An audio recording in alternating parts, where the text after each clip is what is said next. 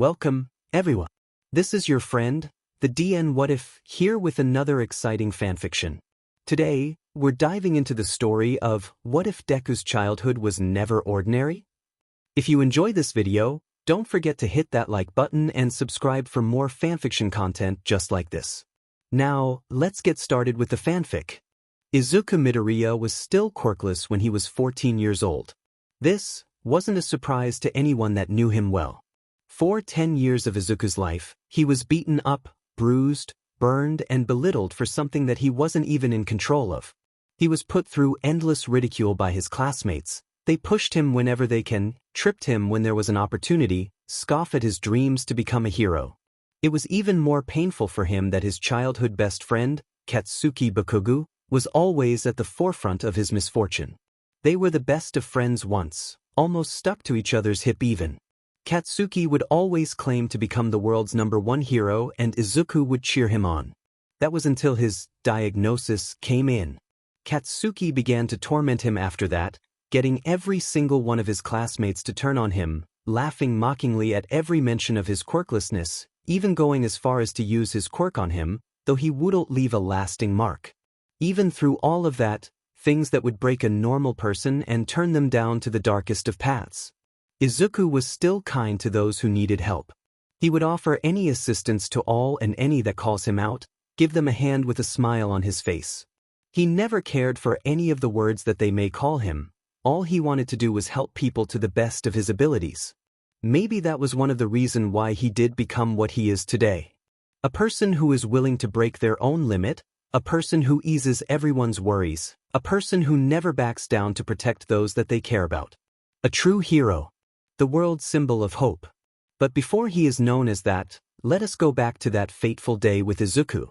And the spider that changed everything. Today was hopefully going to be a good day for Izuku, though he doubted it would last long. They were going to a famous science center today, which Izuku was wholeheartedly excited for. He prepared a new notebook and everything. His current and only friend, however.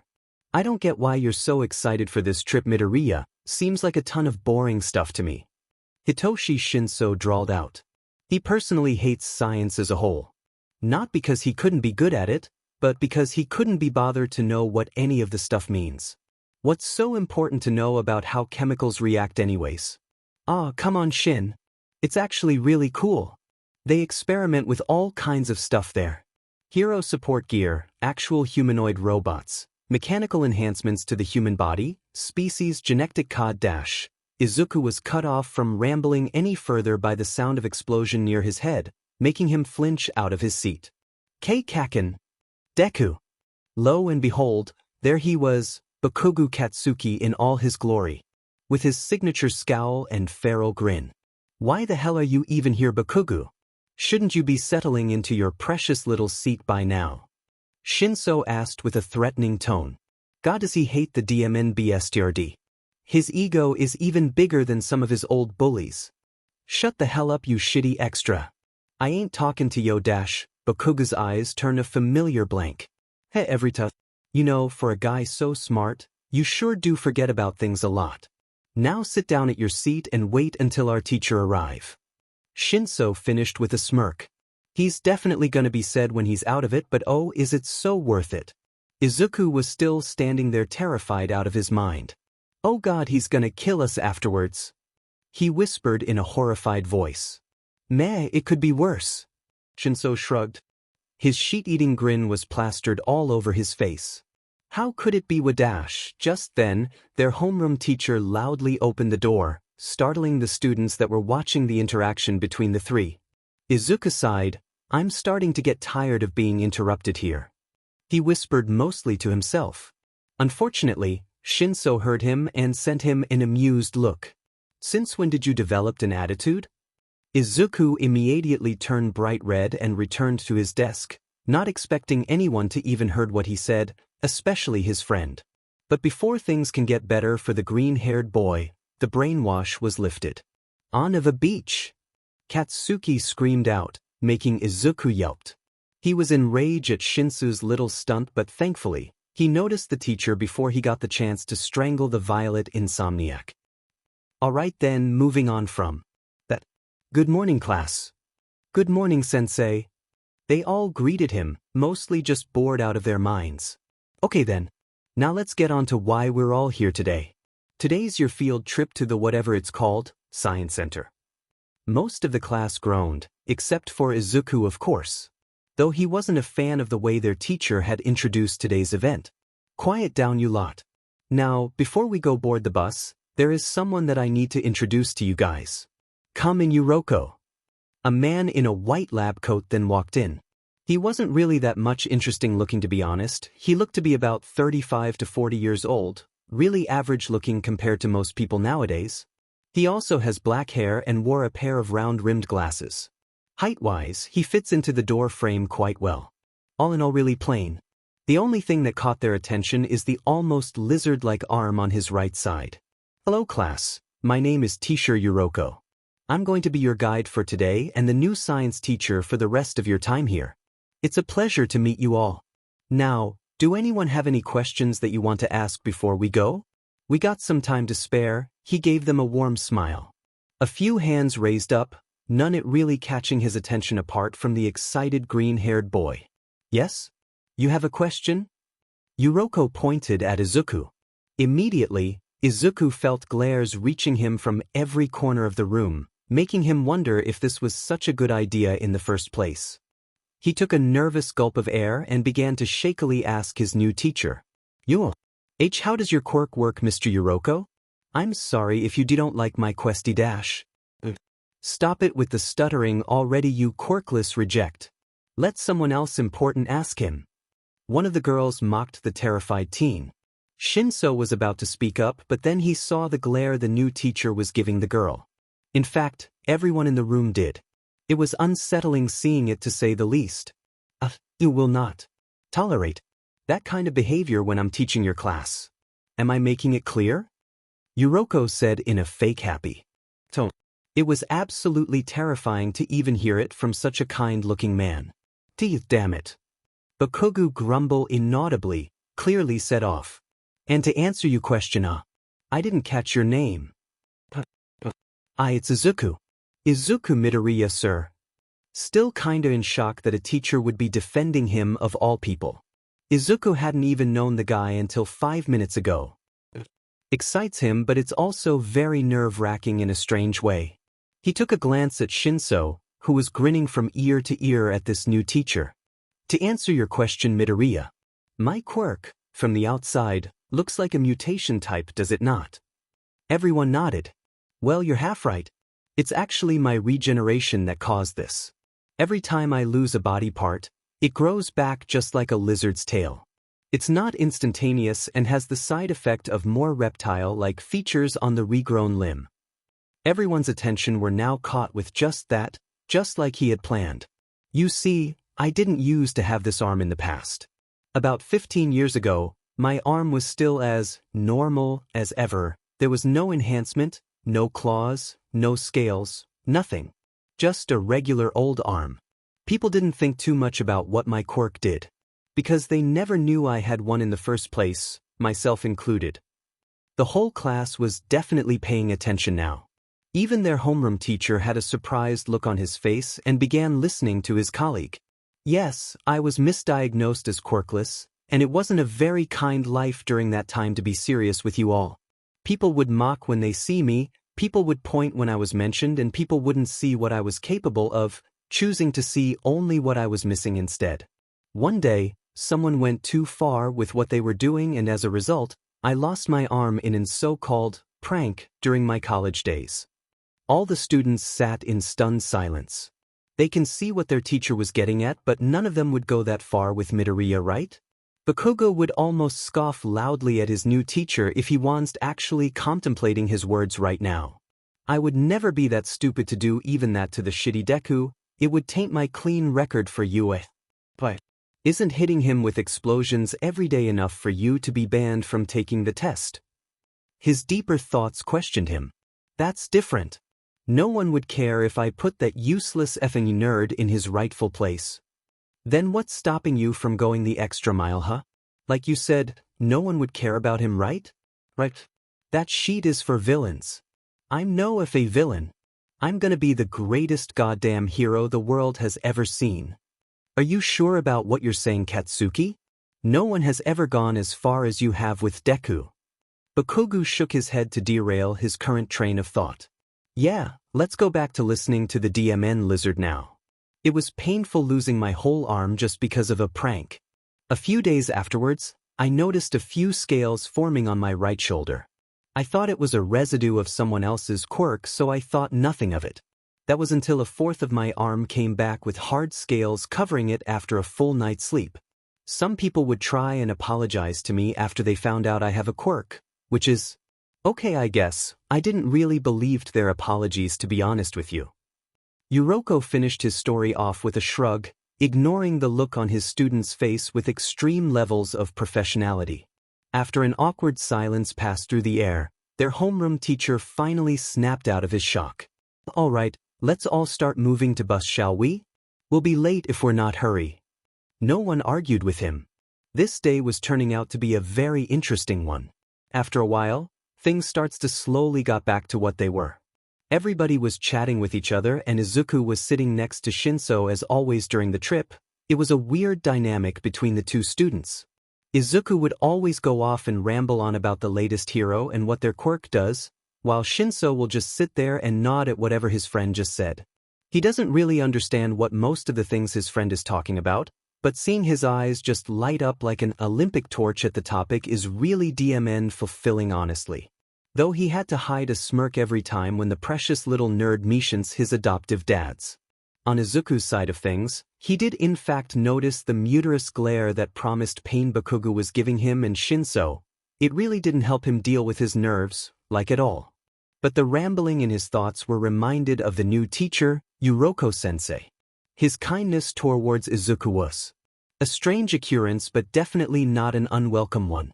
Izuku personally liked him, and with him being the new science teacher, he was gaining major points from Izuku. That reminded him. Hey Shinso, what do you think about Yuroko-sensei? I think he's really cool. And he's so nice too. Izuku asked suddenly, startling Shinso, who wasn't really paying attention. Him? Oh, him? Well, he seems nice. He definitely got some points. But meh, I still don't really trust him yet. People can have really different goals on the inside than what they are showing Midoriya. Not everyone is kind like you. Shinso stated nonchalantly. Also, stop calling that blonde BSRD by that stupid nickname already. Izuku pouted. Why do you have to be so pessimistic all the time, Shin? He seems really nice, so give him a chance. And calling Kaken by anything else just seems weird. Also, he'd probably kill me if I call him Bakugo. What? How does that make sense? Izuku just shrugged. Truthfully, he was hoping for the day that Bakugo would change for the better and be his friend again. He knows that it's a stupid reason, but a guy can dream, can't he? Shinso would have prodded him more on what he meant, but it appears that they've already arrived at their destination. Mr. Yuroko then stood up and began to wave his hands to catch the attention of everyone else. Okay class, we're here. Now line up properly and begin to exit the bus. Yuroko-sensei gestured energetically. Izuku could barely contain himself when he saw the famous entrance to his new favorite place in the world. It was tall, almost like a skyscraper, but not enough to be considered one. The design on the building itself was very intricate. A beehive pattern can be seen on the outside walls, a bright blue glow flowing from top to bottom. In simple terms, it looked very futuristic. At that point, Shinso has to basically restrain him from bursting into the doors from how excited he was. Everyone, I welcome you all to the famous Eye Center, a newly made branch from Eye Island managed by David Shield himself. Yuroko-sensei said in awe. It was kind of funny seeing a grown man so excited for a simple field trip. It was a nice change of pace from the usual atmosphere. Izuku gasped. You mean the David Shield who was All Might's partner in America and was responsible for the making of his costumes? The one who received a Nobel Quirk Prize for his research? That David Shield? He has stars in his eyes now, excited to see the work of his idol's partner. Yuroko couldn't help but smile even more at the kid's knowledge. Heh, seems like he has a favorite student now. That was quick. You are right, my boy, but before I can say more, Let's get off the bus first, shall we? Izuku was just too happy to notice the glare that Baku was giving him was intensifying immensely. The interior of the building was even more amazing to witness. Izuku saw a handful of technological advances that he hadn't even seen before. There were some humanoid robots that can be programmed to do whatever they needed, some support gear that enhances person's strength, even a freaking floating glider of all things. They were so awesome to see. It was a godsend that Shinso brought a spare notebook with him, otherwise Izuku would be scrawling on his own arm right about now. Alright class, you've seen all of the technological advances we've made through the decades. Now, how much do you know on how a quirk manifests? Yuroko asked the whole class, his eyes lingering on Izuku a bit longer than the rest. How about you, Midoriya? Yuroko called out. Oh, okay, sir. Well, not much is known about how quirks appeared. All we know is about 200 years ago people started to gain superpowers, and after that, humans started to evolve with more and more powerful quirks after each generation, with them appearing at approximately 4 years of age. Research have also shown that people with quirks only have one joint in their pinky toe, while quirkless individuals have an extra toe joint, a sign of close chromosomal linkage between that and having a quirk, although there were some reports of people who have the one joint and is quirkless, and also reports of people who have the extra joint having a quirk. There is an almost non-existent chance of that ever happening, specifically Abu Dash. Okay, thank you, Midoriya. Seems like you've done a fair amount of research, huh? Good job. But do remember to at least take a breather every once in a while. Yuroko said jokingly, no malice present in his soft voice. This actually helped to calm Izuku out of freaking out. Okay, sir, I'll be sure to remember that, he said shyly. No problem, kiddo. As your classmate had said, there's a lot that we don't really know on how quirks manifest, but there is one important thing. It appears in humans, yes, but also in extremely rare cases, some animals as well. And the whole class burst out in surprise. What? No way. That can't be true. Yeah. They're probably humans that have animal quirks. I think I once saw a glowing cat. Do you think that was a quirk? I think that you're just delusional. How did we not even hear about their existence? Shouldn't the news cover this in their reports?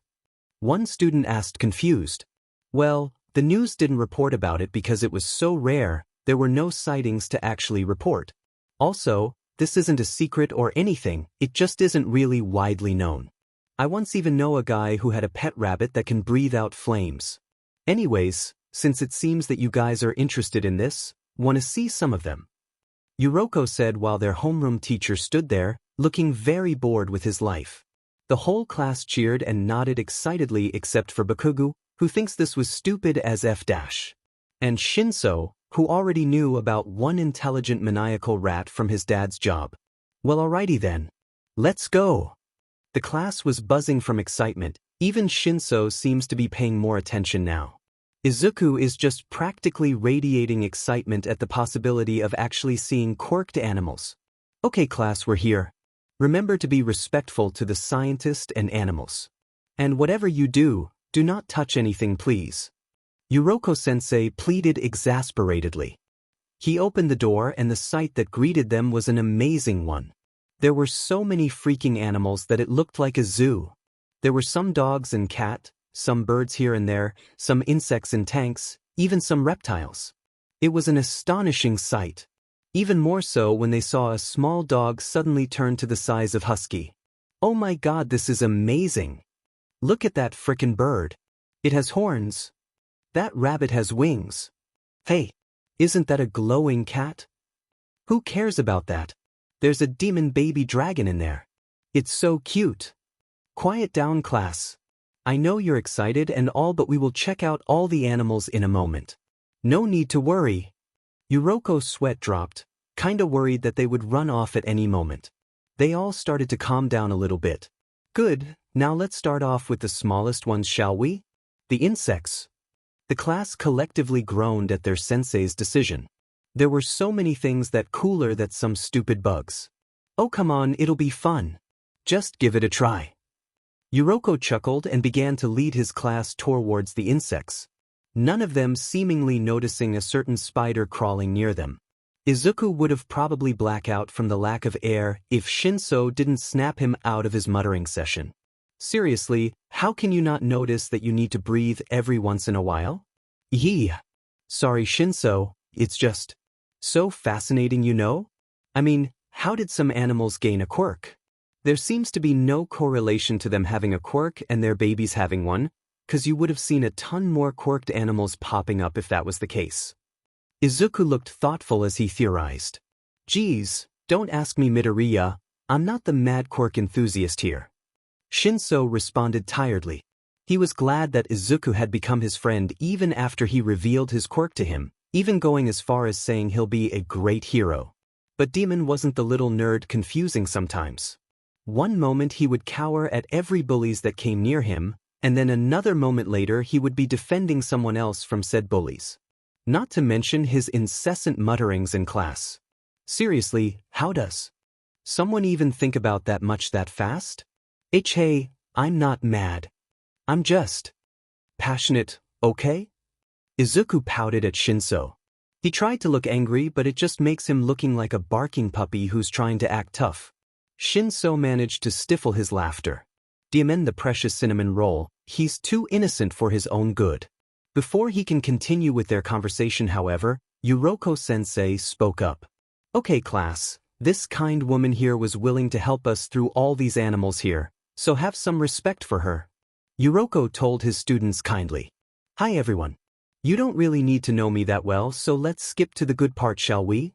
The scientist began to walk to one of the tanks, gesturing for them to follow her. Animals with quirks have existed for as long as quirks have appeared. Sure, it was ever rarer back then, but there was one fact that we managed to find out. She explained while casually picking up a beetle with a color-changing shell. Insects, technically speaking, shouldn't even have a quirk at all, but they do. Now that made them confused. How can something shouldn't have a quirk, but at the same time do? They wanted to find out more now. Caught your attention, huh? I was too when I first heard about this. Turns out, even if we check their DNA for the quirk factor, there would be none to be found. Not even a simple mutation in their DNA, they were just born like this apparently. But the scientist began before anyone can ask her anything. We did find a common occurrence across all the insects. They generate some type of radiation that isn't really bad for a human. You can basically handle them without any side effects. Just in case though, don't let them bite you. It was because of this radiation that we even managed to find this much of them. She gestured to the several tanks in the area. There is one of them that we have managed to find what its quirk is, however. She began to walk towards an enclosure, larger than the one they've seen. It was filled with all kinds of vegetation that can be found in the wild. There were some wood bark acting as a shelter to whatever was living in there. A small miniature pond can be seen. Before I explain, let me just say this one doesn't really like to be seen and hides away very often, so you may not see it today. She looked at the whole class expectantly. They were annoyed at that fact but otherwise didn't really make a comment. Okay, so this one here is a type of spider. One of our first spiders here actually. Without adding quirks into the mix, this of spider is very quick and agile. They are great hunters in the wild and is very strong and muscular. It had a natural way of camouflage, perfectly blending into its environment. But those aside, we don't really know what's so special about this little guy. He also generates the special type of radiation even more so than the ones we've caught. So that's the reason why we are confused as to why it doesn't do anything remotely weird. The scientist finished with a sigh. This one was really a headache to figure out. So what you're saying is that it's quirkless like Deku over there? A boy with rocks for hair sneered at Izuku, causing him to shrink in on himself while the most of the class just laughed. Can't he just have one day, God? One day without all of this? Ahem. First off, if you think that was what I was saying the whole time, then you really weren't paying attention, huh? Secondly, one more act of mockery against your classmate, then I will stop this tour immediately. The scientist warned sternly. Her eyes were almost as fierce as Bakugu's. This surprised the whole class, especially Izuku. He had just been defended, again. Can this day turn out any weirder? Some of my colleagues at Island and in this location is quirkless as well, and they are some of the greatest scientists I know. So I'll be demed if I let you judge their worth by something as inconsequential as that. Honestly, what has their teachers been teaching them? Most people gulped nervously, some remained impassive, while Bakugu just scoffed again. Shinso leaned into a shell-shocked Izuku. He gave the boy a cheeky smile. You know, I'm starting to get why you really like science now. I think I'm being converted. He chuckled at his own joke. Izuku wiped at his teary eyes. Why it's really great, isn't it? He smiled softly at the scientist who returned the gesture. He looked at his science teacher and Yuroko-sensei just gave him a thumbs up and subtly winked. Izuku laughed silently and reached up to scratch his head. Surprisingly, he felt something moving onto the back of his hand. It was definitely hairy and seems to have several legs. Before Izuku can figure out what was going on, that's when he felt it, a sharp pain radiating from where the thing was. It bit him. On instinct, he flung his hand out with a small yelp, throwing away the creature into a nearby wall. Izuku looked at his stinging hand and saw 2 small bite marks on it, almost like pincers. It was turning red, small amounts of pus forming under the wound. What was that? Izuku turned to look at the offending creature, which turned out to be a dark green hairy spider. It had recovered from the throw and had began to crawl away into a nearby vent. That can't be good. Before he can comprehend what just happened, he was suddenly hit with a wave of nausea and a splitting headache. Shinso left him alone for 5 seconds, 5 goddamned seconds, and his friend was now looking as though he had been poisoned. Midoriya, what happened? You look like you've just seen a ghost. Shinso whispered angrily, worried for his friend. Izuku was on the verge of vomiting, but thankfully, he was able to hold it in. I don't know what happened either, but I'm not feeling so good. His eyes drooped at every word. Do you want me to inform Yuroko-sensei? Why, I think that's a good idea. I don't really need to go to the hospital though. Just tell him to call my mom, she'll handle it from there. Izuku blanched even more. Shinso gave him an affirmative nod and went to inform their teacher. Yuroko-sensei was worried at first, but he handled it surprisingly well, honestly. After making a few calls, Mrs. Midoriya hurriedly came and got her son home. But not before glaring at a few students that were snickering at her son, causing them to shut up. Are you sure you don't want to go to the hospital, sweetie? It's not too far from here. Inko said worriedly. Fine, Mom. It's really no big deal. I'll be better when I get some sleep, I promised. Izuku waved his hands frantically. Inko eyed her son, not really believing him, and then sighed. If you're sure, dear, but just let me know if you need anything, okay? Yes, Mom. I promise you. He gave her a weak smile. The trip home wasn't really that long, but to Izuku, it felt like an eternity. His headache was getting worse and his body was feeling hotter. He was tired, sweaty, and most of all, in need of some sleep. God, he's turning more and more Shinso by the minute. When they finally arrive at their little house, Izuku all but ran into his room, fall onto his bed, and proceeded to be knocked unconscious once his head hit the soft pillow. He didn't even bother to close the door. Inko would just giggled at her son and closed the door to his room. If she didn't know any better, she would have thought Izuku took up the behavior of his purple-haired friend. She was glad that he managed to find an actual friend this year. God knows that her poor boy needed one after all he's been through. She has also taken it upon herself to give Shinso some of her own chamomile tea to help with his sleeping problems. He seemed thankful at the gift, but she couldn't really tell. Well, she's gonna go cook up some miso for her son when he wakes up now. She just hopes that he would feel better later. Izuku woke up with a start. He just had the weirdest dream ever. He dreamt that he was walking on the walls of Builing, even having the ability to jump far enough to leap over from rooftop to rooftop with incredible speed. To us, a really nice dream if he was being honest with you. He dreamt about having quirks before, nothing strange there. But somehow, this one just felt so real. The downside though, that he was reminded harshly of his own quirklessness whenever he wakes up from them. Oh well, at least it was fun while it lasted, he thought solemnly. Now to get off the ceiling and... Wait, what? And like a hammer to the head, he was slammed with the fact that he was currently standing upside down on his own freaking ceiling. He panicked and tried to move, but his legs wouldn't even budge. It was stuck firmly onto the ceiling.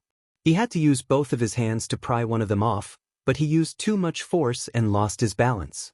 He reached out to a nearby wall to support himself for a bit, just to find out that his hand is also now stuck to the wall as well. What the actual F-? Before he can question his existence even more, the hair on the back of his neck began to stand up and his head was now filled with a small ringing sound. The world seemed to slow down to a crawl as he assessed his current predicament. What is going on? How am I even doing this right now? Is this because of that spider that bit me? How is that even possible? I expected to wake up feeling sick, probably from the radiation the spider has, not this. Oh God, do I have radiation poisoning now? Is this a hallucination? Is T-? But before Izuku can freak out even more, his door started to open. Wait, stop, don't go in. I'm not awake. Izuku shouted out before he realized what he just said and proceeded to face-bombed at his own stupidity. Izuku, are you up? What's going on? Are you okay, Sweetie? Inko entered the room to only be greeted with the sight of her son standing on the ceiling wall without even breaking a sweat. She dropped the glass of water she had been holding in shock. But then Izuku's eyes widened and with incredible speed, he jumped down to her, catching the glass with one hand without spilling even a single drop. They just stared at each other in odd silence. What the foo-? Inko and Izuku decided to take the next day off to figure out what in the world was currently happening to him. One day he's quirkless as the day he was born, then boom. A strange quirk appeared out of nowhere. What did you say about how you gain these powers again? Inko asked, still not exactly believing what she heard. Well, I think this is the quirk of a spider that bit me. I don't really know how, but when it bit into my hand, it somehow transferred its own power into me. I think I can do whatever a spider can now, Mom. Except make webs, but considering the location that spiders usually make their webs, it's probably a good thing. I think there are still things that I don't fully know about it yet. I can definitely climb up walls with ease now. I'm strong enough to pull myself up the wall, that's kinda obvious. But there was this strange thing that happened before you came into my room. Izuku scratched at his forehead. HM? What was it? It's kinda hard to explain actually. All I felt was a tingling sensation and then some small ringing from the direction of the door. Moments before you entered, the world seemed to kinda slowed down, for me, you know? Like it was some sort of, I don't know, spider sense? Like it was warning me of something before it happened? I'm still confused on the details. He sighed in exasperation. It's okay, sweetie, you just got a quirk. Nobody expects you to fully know how to use it. Inko was searching her thoughts for a moment. Hey Izuku, do you still want to be a hero? She looked for her son's reaction. Izuku honestly didn't know how to answer his mother. He has always dreamt of being a hero. His analysis notebooks for the future was already proof of that. He had 13 of them. But his quirklessness has always been the biggest wall that he couldn't climb past. It didn't matter if people would shun and make fun of him, he was used to that. It was his lack of a quirk that has been one of his major downfall. There weren't any quirkless heroes for a reason. Even if UA had opened its doors to quirkless people in the past few years, none of the graduates were from the hero course. Now though he has a quirk, now he supposed. It was the thing that he needed to push past that barrier that once held him back so much. He can save everyone with a smile just like All Might. He can actually be useful. Izuku's thoughtful look faded away into fierce determination. Yes, Mom. I know that you don't agree with my choice, but please let me do this. No, I have to do this. Not to prove to anything to anyone, I just want to help people in more ways that I can now. I want to be the one people will look at and it gives them hope. I want to be the name that will inspire and whose presence will ease everyone's heart. Because I am there. His eyes are starting to water now, years of frustration being let out all at once. He was choking. Up towards the end before his mother embraced him in a gentle hug. I'm so sorry, Izuku.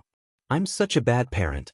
I should have been supportive of you. Instead, I was like all the others. Even through all the years of hardship, you've grown up to be such a kind child, haven't you? I'm sorry that I hadn't said this earlier, but Izuku, I believe you can be a great hero. Even though I will worry about you all the time now, just know that I will be supportive of all your choices from now on. Inko was crying now. I love you so much, Izuku.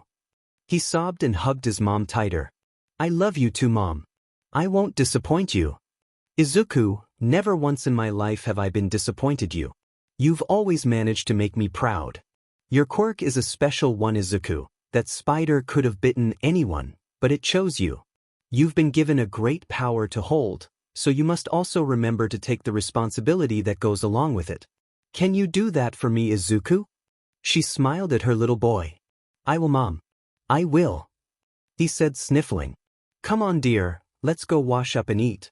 I think this occasion calls for katsudon, don't you think? Inko wiped her eyes for a bit.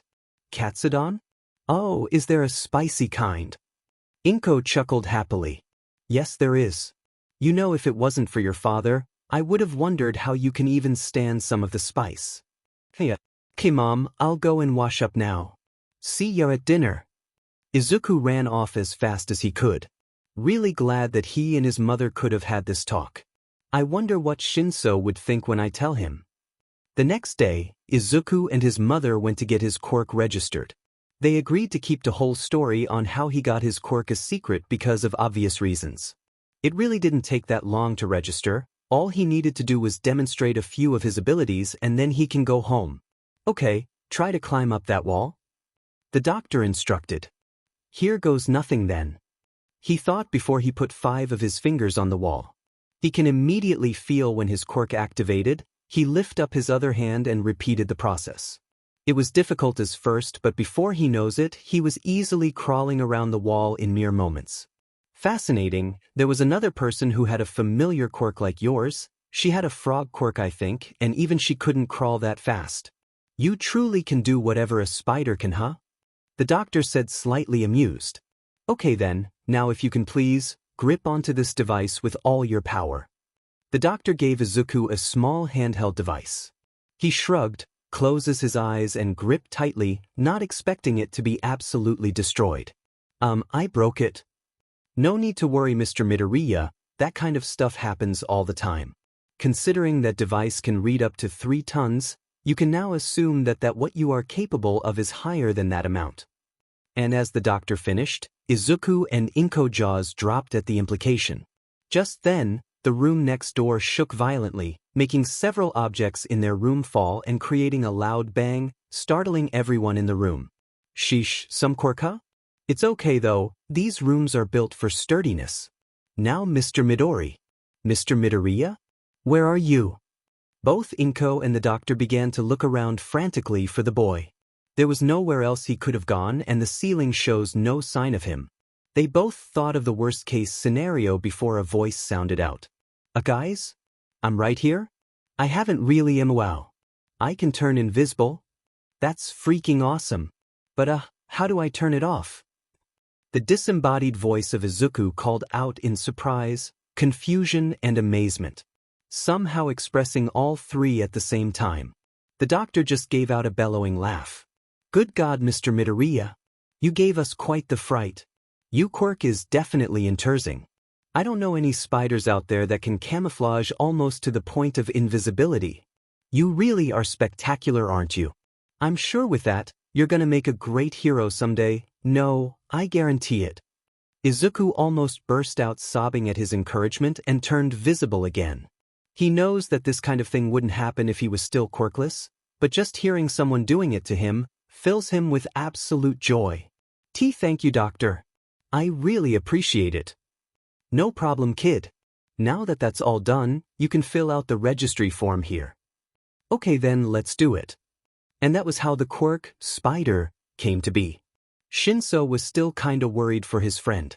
He had taken the day off yesterday and hadn't really texted him about his condition much, only a simple one of, I'm okay, don't worry about it. Somehow, he doubted that was the case. Not much really happened yesterday except a certain blonde getting knocked down a few pegs, but that was a story for later. Bakugo and his cronies were still as loud as usual and Shinso was still tired of their sheet. No one really cared about how Izuku took a day off. Only Bakugo was claiming that Izuku was too much of a coward to face him, just like every DMN day Izuku was off. Seriously, does this guy think that everything is always about him? Today was hopefully going to be better for Shinso. Izuku said that he'd be here today and have something to tell him, which intrigued him very much.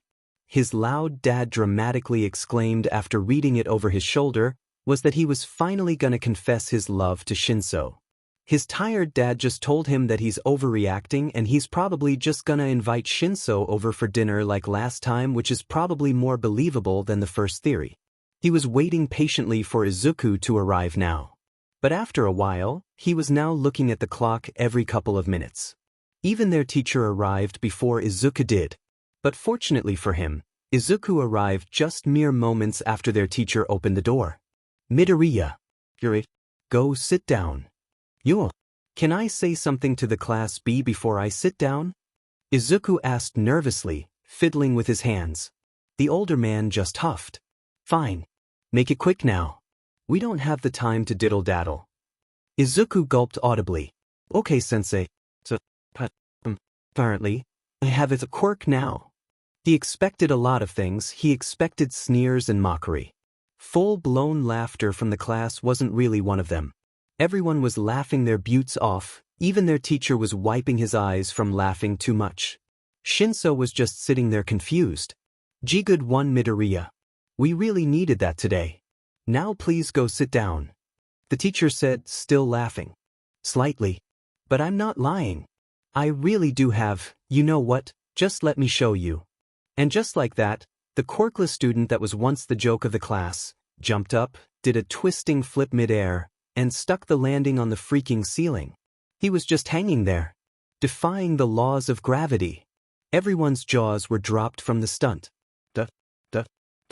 What the foo dash, and just like that. Full-on pandemonium. Everyone in the room was now in disbelief mode. Holy sheet. An OF way is he doing that sheet on his own? How the F are you doing that? You're quirkless. I already told you that I developed one, didn't I? Did you suddenly develop hearing loss? Izuku blurted out before he can slap his mouth shut. Why did he say that? The guy was too stunned that Deku would even have the ball to snark at him, to give back a simple response. The room was in absolute silence, except for the maniacal laughter coming from Shinso. He was a boy who was expecting silver, but then found a cave full of diamonds. Shinso. Stop laughing. I didn't mean to say that. He waved his hands frantically, standing up straight on the ceiling. Waha. Finally showing some spine, heh? Haha. Took you long enough, dude. I've been waiting for this day for a long time now. Eha, can't believe you actually said that though. You clearly don't have enough experience in trash talking. Shinso flashed the boy a sheet-eating grin. He can get used to this. Deku, you goddamn yesterday. Oh shit, he forgot about Kaken. Kaken. I'm sorry. I didn't mean to say anything. Izuku said, bracing for the oncoming impact of explosions. But none of it came. He looked up reluctantly, confused on what was happening. Bakugo was literally shaking from rage, but he didn't activate his quirk, not even a spark was seen. Was he holding back? To Izuku of all people? Kaken pointed at him angrily. Don't you dare think that this would mean you're better than me now that you got some stupid quirk. You won't even be going near my demon level. You got that. You will ever only be a sidekick underneath my feet. He screamed out with unholy rage. Izuku just nodded dumbly at his tormentor, too afraid that speaking would anger him even more. Good. Now get OFF the F ceiling before I get up there and blast you down myself. Izuku yelped and quickly and gracefully jumped down toward his table. Tisi, Findy coward. Bakugo stomped back to his seat. Okay then. Let's continue on with class now that that's over. Yes, sensei. They all shouted out, too weirded out by the situation. It's only after a few hours have gone by that Izuku realized that Bakugo just called him a sidekick. Not an extra. A sidekick. What happened when he was gone? Yesterday evening. Shinso was so goddamn tired, he could probably just sleep for a whole year right about now. Dealing with Bakugo without Izuku there with him was an ordeal. The guy just wouldn't shut up about how great he was at every waking moment. It was driving him insane. Hearing that voice constantly parading around without Izuku's familiar muttering was even harder than he thought it would be. He can just hope that classes would be over soon enough so that he can go home and embrace the void of unconsciousness just like his dad. The last class today seems to be with that new science teacher, Yuroko-sensei, which Shinso didn't really mind honestly. He had already gotten Shinso's respect for defending his friend and helping to aid Izuku after he got sick. Dare he say it, the guy may just become his new favorite teacher. But he'll just have to wait and see. Yuroko opened the door and walked into the class, smiling pleasantly at all his students. Hello class. I see that you're already in your seats, good job. Well then, let's get on with some introductions, shall we? I already told you, but just in case, my name is Teacher Yuroko. It's a pleasure to meet you all. Does anyone want to introduce themselves? He looked around the room. Shinsis just sighed. Of all the things that he could have started off with. 3, 2, 1. Crackles of explosions can be heard clearly in the room. 0. Shinso grimaced. My name's Katsuki Bakugo. And unlike all these other extras here, I'm gonna become the greatest hero to have ever lived. I'll even surpass All Might himself. So don't you forget about me. Bakugo shouted out in pride, expecting a shower of praises coming from his teacher. Yuroko just looked on in amusement. Ambitious goals, huh? Hope you can achieve it. Although I should mention that quirk use is prohibited at school, Bakugo. Does anyone else want to share something about them? He moved on to another student, leaving an offended Bakugo standing there fuming. That's it. He's the student here in this shitty school with the best chance to go to UA, and that was all the DMN lizard said? Hope you can achieve it, his butt. That ain't even a proper praise. And what the F was that warning? Wait just a DMN dash. Bakugo. Sit down, you've got your turn. Now it's time for everyone else's. Yuroko said almost like he knows that this was psing Bakugo of and was just ignoring him for the fun of it. Shinso can clearly see how set off the Pomeranian is after not getting what he so deserved, like a child throwing tantrum to get whatever they wanted. Greatest hero, yeah right? He's just another spoiled kid with a powerful quirk that teachers would let do anything he wanted without much interference. After a while, almost everyone introduced themselves to their teacher. They genuinely like him. He was more supportive than even their homeroom teacher, who just sing praises to Bakugo like he was saint. I think that's most of the class except for Shinso, who declined to participate with us. It's a pity that Midoriya isn't here today. I would have loved to know more about him. Yuroko said fondly. That was what broke the dam for Bakugo. He had to listen to the shitty extras talk about themselves for a while. It was infuriating to hear all their hopes of becoming a hero being encouraged, like they even stand DMN chance against him. Now the Dmed lizard was talking about Deku as if he was special. The little sheet ain't even got a Dmed quirk. Arg. What the F is with you and the damned D? There's nothing go no from the piece of sheet. He's just a useless, quirkless bee. Bakugo screamed out and slamming his desk, letting his anger control him. Yuroko remained impassive, only letting out a chuckle. Bakugo, he was the only one in your class that gave me that much information about quirks in such short time. I only want to know more on what he knows on other topics. And I warn you again, I do not tolerate that kind of talk towards a classmate, no matter if they are here or not. His gaze turned into a stern one. Also sit down, you're being disruptive to the class. Bakugo sat down violently, all the rage building up every moment that he had to look at the Dmed lizard any longer. Shinso was internally losing his sheet laughing. Definitely his new favorite teacher. He just shut down Bakugo in a snap. Oh, this year was gonna be great. Well then, let's get on to today's lesson. Who can tell me about? Bakugo was eager to stomp out of the class now that it has finally ended. He really needed to blow up something. Oh Bakugo, may you stay behind for a little bit? I want to have a talk with you. God FDM and IT. Whatever. Just make it if quick. Bakugu growled out. After the last stragglers are gone, Yuroko started the conversation. Tell me something, Bakugu. What is murderia to you? That's it. The Dmed lizard wanted to talk more about the FING Deku? How if dare he insulted Bakugu this way? He ain't nothing to me. He's just a useless piece of shit that keeps getting into my goddamn way. Is that the thing you want from me? Huh. I ain't taking this shit. I'm dash. Before he can finish his screaming, Yuroko spoke again, this time in an almost sad tone. I heard you guys were once good friends when you were little. What happened? Bakugu, for once in his life, was shocked. How did you? How the F do you know about that? And nothing happened.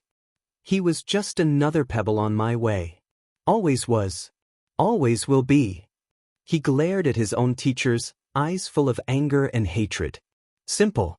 I once knew a man called Hisashi Midoriya. Okay, what the F dash? The nerd's Dmed father. What does he have to do with this?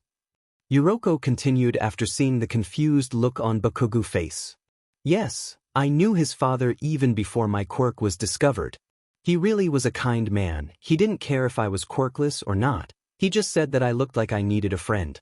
During the incident, he was the one to actually help me calm down from my panic attack when I woke up to see my arm missing, and he kept on visiting me during my stay at the hospital, taking notes from our course for me to use. We stayed in contact after our graduation and met up with each other from time to time. He was my best friend. 2 years later, Yuroko continued before Bakugu had the chance to respond. He met up with me, tears of happiness in his eyes. His wife just gave birth to his son. I congratulated him, of course. It was the kind of things friends do. A few years went by. He showed me a picture of 2 boys, laughing happily, holding on to each other like they were inseparable. He told me how they would always go around the neighborhood, patrolling the area for villains, claiming they would become heroes together. Do you remember it by any chance? Bakugu was silent throughout the whole story. Of course he remembers it. That Dmed memory wouldn't leave him be. He tried forcefully forget it, but when he least expects it, it always come back like a FING missile. He hates that his chest aches every time he is reminded of it. He didn't know what it meant, he just knows that he wanted it gone. A year passed. He called me just to talk for a while. I didn't really mind. He told me how stressful it was after his son was diagnosed as quirkless. Though he said that it didn't matter what anybody told him, he would still loved his son no matter what. But he was worried about how his son's friend would react once they find out. Guess I now knew the answer, huh? What's your DMN point?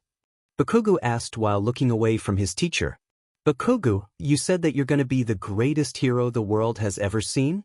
I know that you can easily achieve it with the proper guidance, of course. I have the feeling Midoriya believes that too. Bakugu's eyes widen uncharacteristically large. Deku believes what? But why would Deku do that? Why the F dash would he even consider that? Call it a hunch. But if you really want to know, well, there's only one way to find out, Bakugu. Talk to him. Yuroko gave Bakugu a little ruffle on his head and proceeded to walk out, leaving a confused, angry and possibly nervous Bakugu standing there in complete silence. Back to the present. So let me get this straight. Shinso looked at Izuku firmly. They were alone in an empty classroom. Got bit by a spider during our trip and, instead of getting radiation poisoning or something, it gave you its power. And now you have a quirk. He stated every single thing slowly, like he couldn't believe that actually happened. Izuku chuckled nervously. Hee Wyatt. I couldn't believe it myself either. One moment I was having a dream and then the moment I woke up, boom. I'm walking on ceiling. Shinso just gave his friend a mixture of a sigh and a groan. I don't know if you're the luckiest kid alive, or you just have the worst luck ever to be the one bitten by some kind of radioactive spider and not die. He looks so done with all the shenanigans that has been happening. Why yeah, just my Midoriya luck, huh? Izuku tried to joke, but Shinso just face-bombed. Midoriya. You really need to work on your charisma more. I don't know, quipping peel? Anyways, that one was bad even for you. Hey. I tried okay. Izuku complained. I know, buddy. I know. Let's just go back the class. I'll teach you how to properly do it afterwards. Shinso ruffled his friend's curly hair. Huh? Mrs. Midoriya was right. It is like a kitten's fur. Word spread around fast the next day. It would, considering that it was about a quirkless kid suddenly developing a quirk.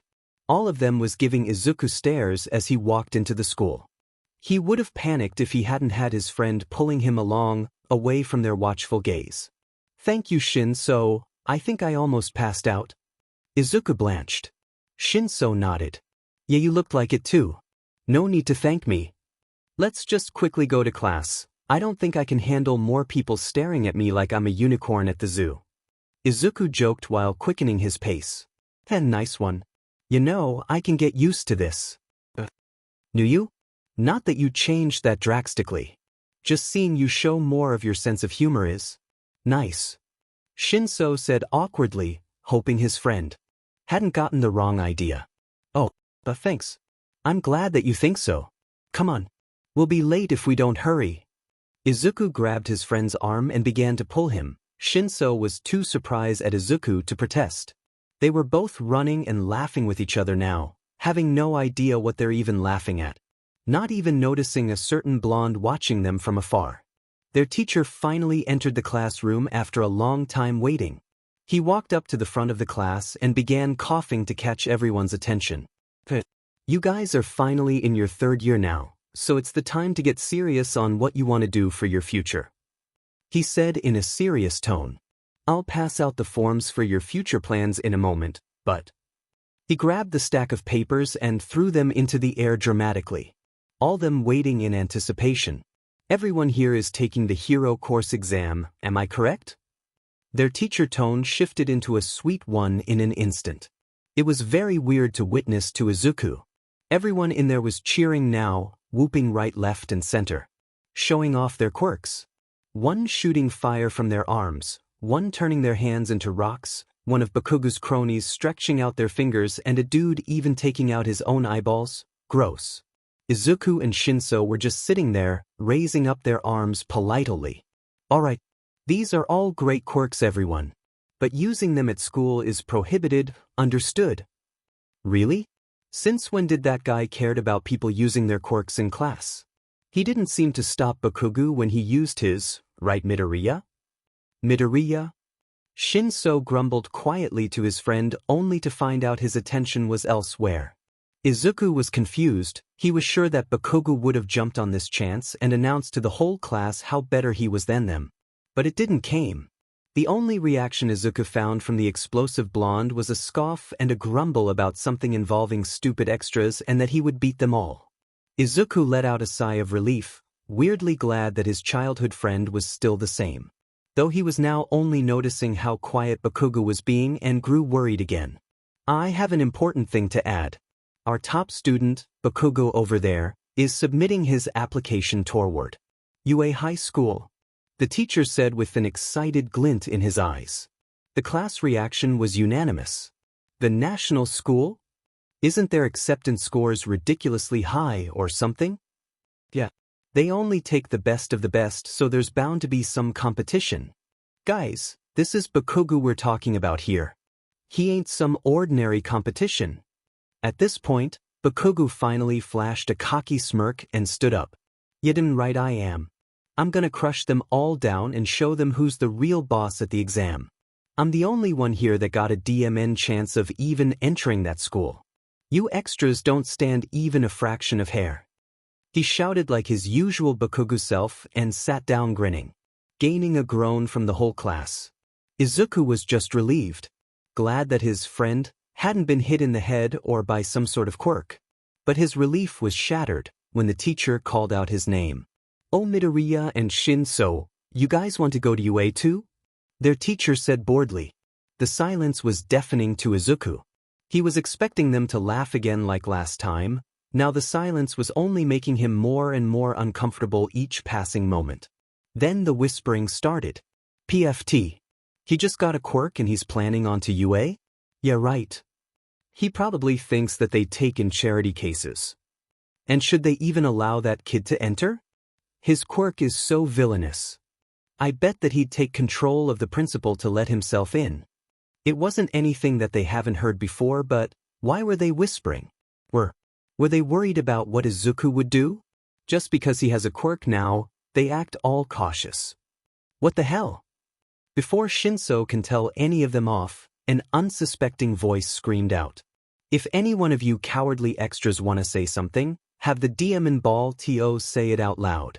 If not, shut your shitty F-mouths up, before I blast you all to Kingdom Come. Bakugo seethed out, causing several of his classmates to flinch out of fear. Izuku and Shinso were looking at Bakugo in sheer disbelief.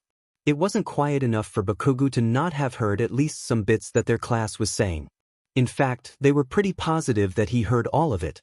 So why would he just told them to shut up? They expected him to join at some point, but not this way. Okay, calm down Bakugo. This isn't appropriate for a future UA student. Their teacher eyed him nervously. Tisich, whatever. Bunch of extras. Bakugo growled out before sitting back down again. Getting the rest of the class out of their stupor, none of them brave enough to ask what was going on with the explosive boy. Izuku was still staring at his old friend incredulously, still thinking that it wasn't even possible for this to have happened in the first. Not that he was complaining, but just, was it because that he had a quirk now? Would this even happen if that spider hadn't bite him? These were the thoughts that plagued Izuku for the rest of the day. Evening finally came. Izuku was finishing up on his analysis while Shinso stood and waited. That is until Bakugo walked back into the room. Shinso instantly became alarmed and looked outside. His cronies were nowhere to be seen. That's a relief. But still, why are you here, Bakugo? Go home already. Shinso said, irritated. Shut it, eyebags. I'm just here to tell Dash, and gotcha. It was so simple to actually get him to talk when you wanted him to. Shinso, release him. He was saying something. Izuku looked at the blank eyes of his former friend in curiosity. You crazy? He's gonna kill us both, you know that, right? Shinso asked while jabbing his thumb towards the blonde. Just do it. Please. This is gonna be our funeral. He deactivated his mind control. A stard. Bakugo finally screamed, looking at Shinso with so much resentment that he was surprised the guy didn't immediately charge at him. I was talking, you son of a beach. Well, considering your track record, it doesn't stay as a talk for long. Why I out a Dash? Kaken please. Don't kill him. If you need something to then please say it. Izuku voice trembled with every word. This isn't over. He pointed at the insomniac, who just flipped him. Bakugo rolled his eyes and then looked straight into Izuku's soul. Deku. Well, spit it out already. We don't Dash. Shinso began after the awkward silence only to be cut off by Bakugo. I'm getting to it. Shut the F up. It was Shinsu's turn to roll his eyes. God, he was insufferable. BSRD. Deku, I'll only say this once, and if you make me say it again, I will end you. Am I making it clear? It was taking all of his being to not yell all of that out. It's probably not healthy, but if it, who cares? Izuku just frantically nodded. He was a nervous wreck by now, but he needed to pull through for a few more moments. He needed to hear what his old friend wanted to say so badly that he seeked him out. Even Shinso was silent at this point. He was acting like he didn't care, but Izuku can see that he really did. Deku. I will crush you at the entrance exam. If you think that having a quirk now allows you to take it easy from now on. Bakugo grabbed Izuku by the collar, pulled him in close and they yelled, then you got another thing coming for you. Understood. And then he quickly turned around and left, leaving both a wide-eyed Shinso and a gobsmacked Izuku. Did he just? Yep. 2. Aha. About they. Definitely. Izuku took in a deep breath. What the F dash dot? He asked, more like stated actually. Congratulations, Midoriya. Not even a hero yet and you've earned yourself a goddamned rival. Izuku decided to go home alone today, much to Shinsu's persistent. He just needed some time to think about what Bakugo had said mere moments ago. He wasn't even sure what just happened was even real. Maybe it was dream. Yeah, that's probably it. 'Cause there was no way that Kaken just told him to take the entrance exam to freaking UA. It was impossible. Before he can overthink it even more, his head started to ring and at the back of his neck, there was a tingling sensation. Spider sense? But there's nothing here. He looked around and was surprised to see he was in a dark underpass. Has he been in thought for that long? The world seemed to slow down as the tingling sensation got stronger. He was confused now, there was nothing remotely near him. He checked everywhere. Unless, beneath me, Izuku thought frantically as he turned around. He saw a pile of sludge getting out of a nearby sewer grate. It was dark toxic green in color and had a horrible smell even from where Izuku was standing. Two tendrils then shot out of the moving sludge, aiming right for Izuku. As if on instinct, he dodged both of them by ducking and leaping away with a backflip, sticking onto a nearby wall. How did he do that? But before he can comprehend the situation, a garbled voice spoke up. Oh, you're a quick one, aren't you? And a medium-sized bodysuit too. You may be just what I needed, kid. Hold still. It'll only take a few seconds. The voice said, now identified as coming from the sludge itself. Sending multiple of his tendrils towards him, hoping to snatch up Izuku. He just continued to dodge, not giving the guy an opening to grab him. But, hold still? Really? Did that one ever actually worked out for you? You should really consider what you threaten people with. Maybe an, I'll kill you, here and there would really kick things up. Before Izuku even knows it, he was quipping at the murderous villain with every dodges he made. Arg. Just shut up already and die. The sentient pile of sludge sent out even more tendrils. Izuku can see that the guy was getting pretty desperate. Maybe a hero was chasing him? So, now you're getting it. Do it again, but with feelings this time. He dramatically holed out his ear. The sludge villain saw this and screamed out in rage, sending sludge projectiles flying towards Izuku. Just shut up and let me kill you already, you wall crawler. There you go. You finally got it. You get a gold star. He quipped again, dodging most of them. Some got into his hair though. This is gonna take so long to wash out. He grabbed a nearby cinder block and threw it at the sludge's only visible body part, his eyes. You've earned it. He hollered to the wide-eyed villain. Damned beer dash, and then he screamed out in anguish. You know, for a guy with only eyes and sewage, you should have seen that one coming. He chuckled at his own joke, getting more angry yells from the villain. On the inside though, he was freaking the F out. He was actually trying to stop himself from talking the whole time. The words just kept flowing out of his mouth every time he got more afraid. Okay, that's it. I'm gonna dash. The villain was cut off by a bellowing laughter, followed by someone jumping out onto the road. Is that? No way. It's. Didn't you All Might? It's all right now, young man. Why? All Might readied his fist. Because I am here. Texas. It's all your demon if you dash. Smash. A massive amount of wind pressure erupted after All Might threw his punch, splattering the remaining sewage of the unconscious villain all over the place. You're safe now, young man. The villain is dash. Omigo dites really All Might, can you please just dash? Izuku rambled incoherently, making All Might sweat drop. Young man? I can't really understand you if you don't slow down. He gave the boy a nervous chuckle. Oh, I'm sorry, sir. It's just, you're All Might. Izuku said in joy, almost vibrating with excitement from meeting his idol.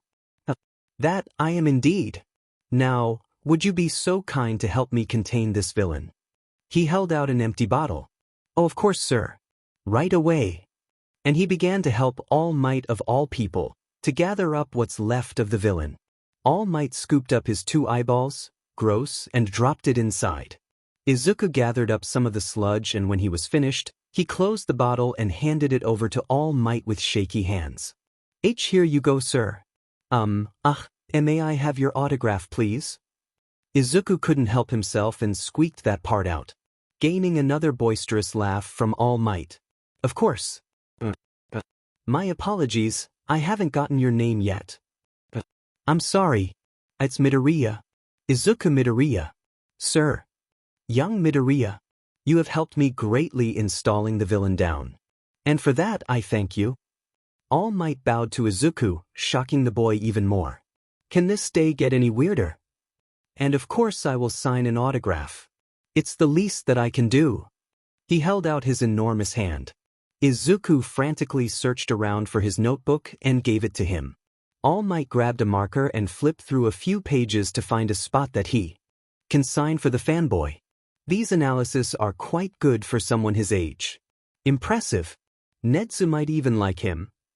All Might thought to himself, finding an empty part and scrawling his famous signature onto it with surprising speed. He gave it back to the starstruck boy with a huge grin. There you go, young Midoriya. Now, I must be off to hand over this villain. Take care, young man. All Might said hurriedly, readying to jump off at any moment. Izuku stopped his nerding out. What? There's so many questions that I want to ask him. I have a quirk now, but I still need to know. Ah, screw it. Izuku did the unthinkable, and most people would call you insane if you tried to do it. He grabbed onto All Might's leg while he was jumping away, and shot off with him into the air. Both of them not noticing a weight in All Might's pocket was now gone midair. Izuku would have loved the sight that he got to see if he wasn't screaming in terror right now. He had just latched onto All Might's leg, and now they were both panicking at over 100 meters into the air. It would have been funny if All Might wasn't trying to frantically push him off. Young man, I love the enthusiasm, but this is too much to handle. All Might said, trying to pry Izuku off of him. Izuku just looked at the guy in disbelief. Are you serious? We're like 100 meters into the air. If I let go now, I'll die. And proceeded to slap his mouth shut again. Did he just sass the symbol of peace? All Might then stopped his struggling. Oh yeah, you're right. Izuku internally face-palmed at All Might. How can he not know that? Okay, young man, I'll find us a place to land on. But then you're on your own. All Might said while putting one hand on Izuku, making sure he doesn't fall off. He turned his face back towards the city, looking for a landing place. Then he coughed a few times, a small amount of blood dripping out of his mouth. All Might quickly wiped it away before the kid can see it. DMN it. After a few moments, they both landed safely on a nearby rooftop. Izuku was almost hyperventilating after the realization of what he did kicked in. I just grabbed onto All Might while he was jumping. He thought with a nervous laughter. The situation was too weird even for Izuku to handle. Goodness. Now, please ask the people downstairs to help you. I really don't have the time. All Might started to walk away and waved his hand. W-I-. No, I shall not. All Might said and started to speed walk. Izuku knew that his opportunity was running out. So, he took in a deep breath and yelled out at the top of his lungs. Can I be a hero with a newly developed quirk? Please, I need to know. All Might stopped in his tracks and turned to look at the boy. Did he say what he thinks he said? Newly developed? Before he can look deeper into what the boy just said, a sharp pain went to his right side, making him wince. Sheet, I took too long. All Might grunted, steam coming out over his entire body. Izuku didn't take notice and began to explain. I recently developed a quirk. I know that it probably doesn't make sense, but everyone think that I don't have enough experience with this quirk to ever become a hero. I've always wanted to become one like you for as long as I know now. It's all I've ever dreamed about. And when I suddenly developed a quirk, I thought that I would be accepted again. But they were just now cautious of me. They still have me as the outcast, the weak. So please, do you think that I can become a hero? Like you? He looked up, and from the spot where All Might was, there's now a frail old man, with a bony stature, standing in the middle of a cloud of steam. If anyone were around to hear the surprised screaming of Izuku ringing out, then they didn't make a comment about it. Katsuki Bakugo was starting to regret the decision he made in talking to the demed shitty nerd. He told his goons to leave him while he had a little chat with Deku. He worded it so that they would think that he was just making Deku learn a lesson. Thank God that none of them were smart enough to figure it out. but his thoughts were swirling around the fact that he just said something almost nice to the BSUD. Why the F did I even told him that? He isn't worth my time. A memory of Katsuki and Izuku when they were younger, running around the playground laughing with each other. He shook his head. Where the F did that come from? He's just a quirkless little sheet. The memory of yesterday plays out in his mind. Katsuki groaned. Right, not quirkless anymore. But how did the nerd got his quirk anyways? Quirks weren't supposed to develop after 4 years old. The nerd just says that he's a late bloomer, but Katsuki doesn't trust everything he hears. That's what idiots do. So he searched his memories to see if the nerd had used that quirk before, but all he found was some nostalgic memories and the weird feeling in his chest again. Damn it. Katsuki kicked something in frustration and sent it flying. Just thinking about the little sheet made him angry, but why? Because he has more right becoming a hero than you do. He shook his head again and exploded a nearby can angrily. Today was exhausting, he just wants to go home. Before he can do that, however, a sinister voice called out to him. Oh ho ho! An invisible cloak with power. You are just what I need, brat. A sludge monster came sliding out in front of the explosive boy. Katsuki's shock turned into visible anger. God FDMNIT. Meanwhile, on a rooftop somewhere, Izuku was still screaming his lungs out in surprise. Where did All Might go? Did he just freaking deflated in front of him? What is going on? Who are you? Are you an imposter? You're so skinny. Izuku asked, majorly confused on what to do. I assure you I am All Might. The guy said with blood spewing out of his mouth. Oh my god, is that blood? Are you okay, sir? Do you need to go to the hospital? Izuku forgot about All Might for a second, focusing on the presumably injured man. I'm fine, young man. Most people would still be in denial now, but you just asked if I needed help. That's good. The gauntly-looking man gave Izuku a small amused smirk, though he was also wary of the boy. A newly developed quirk seems a lot like something he would tell someone to say. But he's dead, isn't he? All Might thought seriously. As for how I can look like my other form, imagine a guy at a pool skiing up his gut, it's like that. The man, presumably All Might, told Izuku nonchalantly, wiping away some of the blood. Izuku just snorted. That has to be the weirdest way that someone had explained their quirk to me, and I met a guy who can pull out his own eyes. He joked to at least try to calm down his nerves a little bit. Still, it was working only a little, but hey, it works. Are surprisingly calm with this. When people first saw me transformed, it took them at least 10 minutes to calm down. He stated while eyeing Izuku suspiciously, this wasn't really helping the boy's case much. Oh no, I'm freaking out. My idol just turned into a skeleton and I'm not freaking out? Please, I'm using humor to cope. Izuku said too cheerfully for All Might's taste. He really doesn't understand this generation's humor anymore. All Might sat down and thought for a moment. If this boy was really with him, then he needed to make sure, and there's a definite way to gauge the boy's reaction. Now that you've seen me like this, do not write about this online. And he lifted up the right side of his shirt to show the boy his mangled scar. His reaction relieved him for a bit. It was the look of pure horror and worry, one that he had seen too many times to know that this was a genuine reaction from the shocked kid.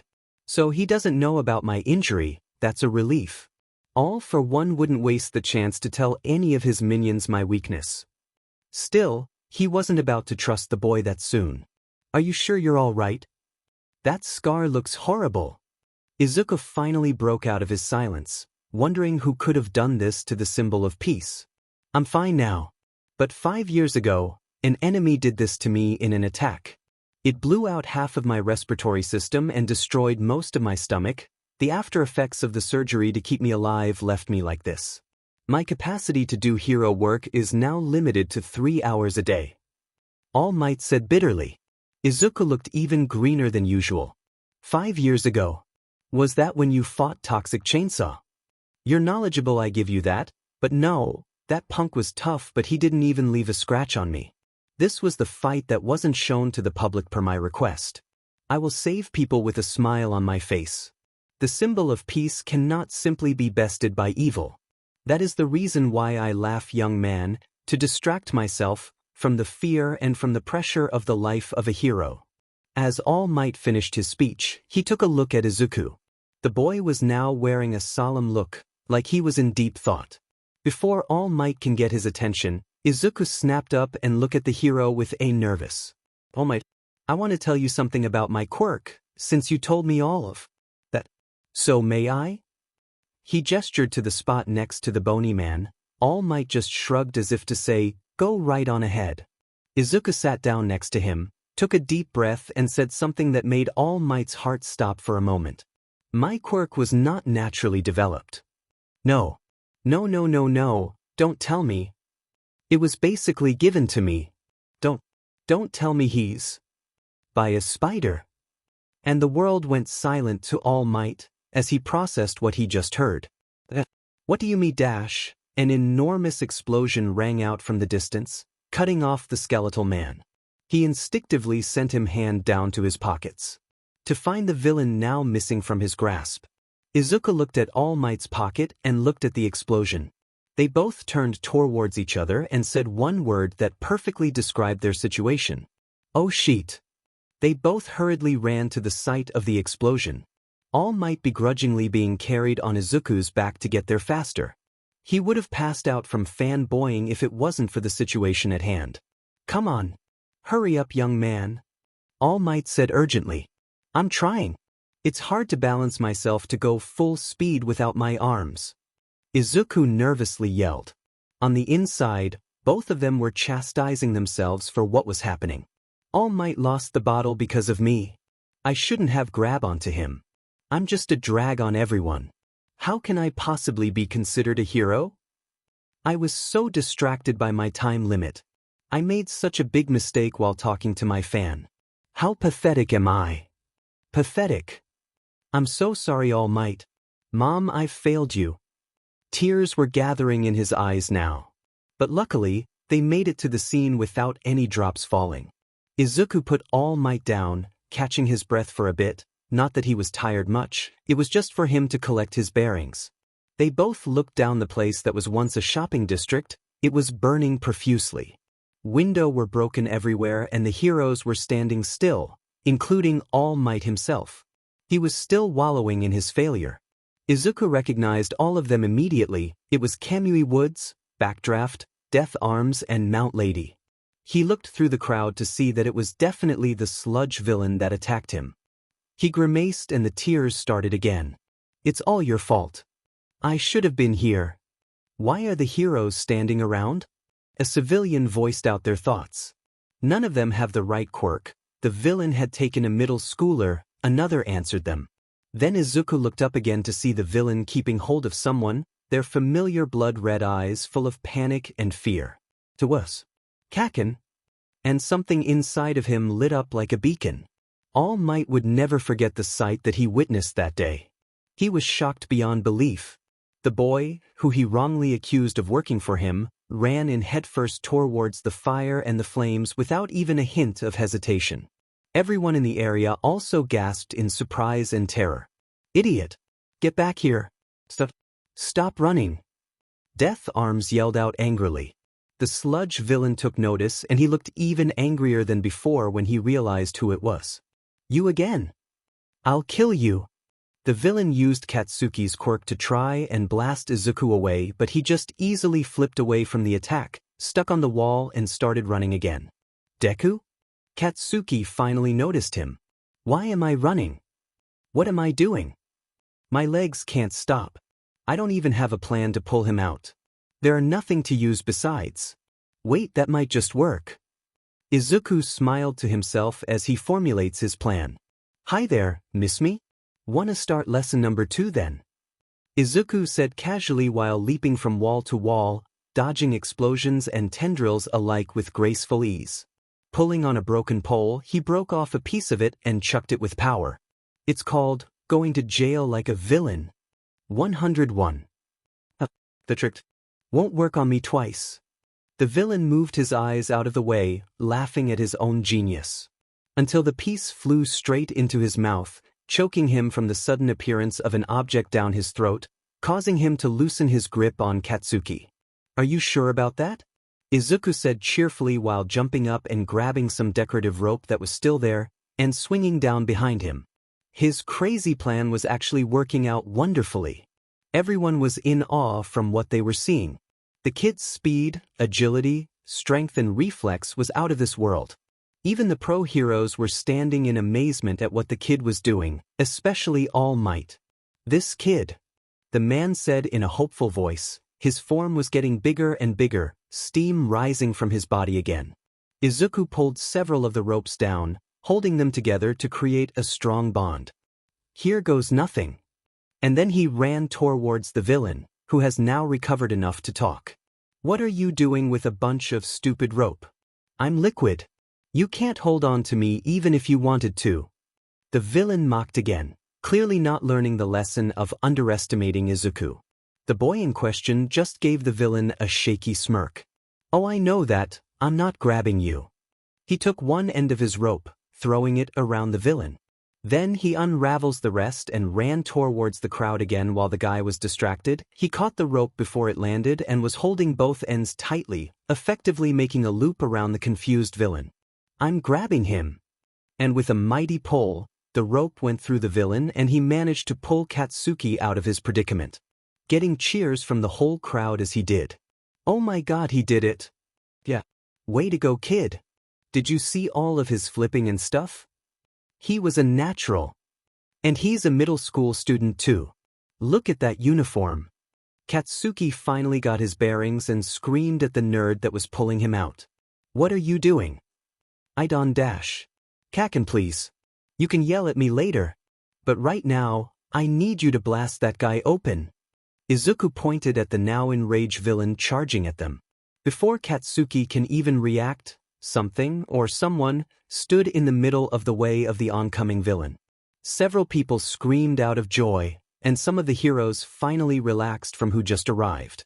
Katsuki looked closer and widened at the familiar blonde tufts of hair pointing to the sky. "Holy crap! It's All Might." Somehow, the villain got angrier than before, lashing out at everything around him. "Young man, I thank you. But it's all right now. Because I am here." All Might readied his fist again. "Detroit. Screw you all, Migdash. Smaoash." And with that as a final note, Izuku passed out from exhaustion. When Izuku finally woke up, he expected to be in a hospital room somewhere. So it was a surprise to see Bakugo standing over him with his arms crossed against his chest, back facing towards him. "Kaken? Oof, what happened?" Izuku asked blearily, still drowsy from what he could assume from how tired he was. "A coma. You happened, you fing idiot. Who gave you the right to just go swinging down there and then pass out for 5 minutes?" Katsuki seethed, still not looking at Izuku. "Hey, sorry about the dash. Oi kid, you're awake. That was some amazing things that you did today. Care to comment on how you felt during that whole time?" A reporter cut off Izuku and shoved a microphone into his face. "What is dash? How do you feel about today's events? Do you have anything to say about the heroes that were here today?" Another one rudely cut him off again. Thought at least they didn't shove something towards him. "I'm sorry, I dash." Before he can answer them, Katsuki rages out. "Stop bothering the nerd and the few damned vultures. He just got up for F's sakes." The blonde boy screamed at the top of his lungs, alerting everyone in the area. The sheet." Katsuki grabbed Izuku by the collar and began to drag him off to who know where. "Come on, D. Where going?" He screamed out again, almost like a warning to those that were approaching them. Kinda worked? It definitely did stop the newbie reporters. Though the more experienced ones were still stubborn as heck. "Wait a minute. Just give us dash. We didn't fave to give you anything. Now leave USB. Or else." Katsuki popped a few explosion, causing all of them to step back and Izuku to flinch a little at the sight. The heroes would have stepped in, but the glare that Katsuki was giving them told them otherwise. They decided to leave the two students alone, rationalizing that it has been a long day for the both of them. And then Katsuki and Izuku were off, leaving some angry reporters behind and carrying with them an awkward silence. It was a while before Izuku finally managed to fish up the courage to talk to Katsuki. Kaken? What do you want, nerd? Katsuki gave him a glare, making the green-haired boy flinch slightly. Why are you walking with me? Izuku closed his eyes and waited for the boy to finally blow up at any moment.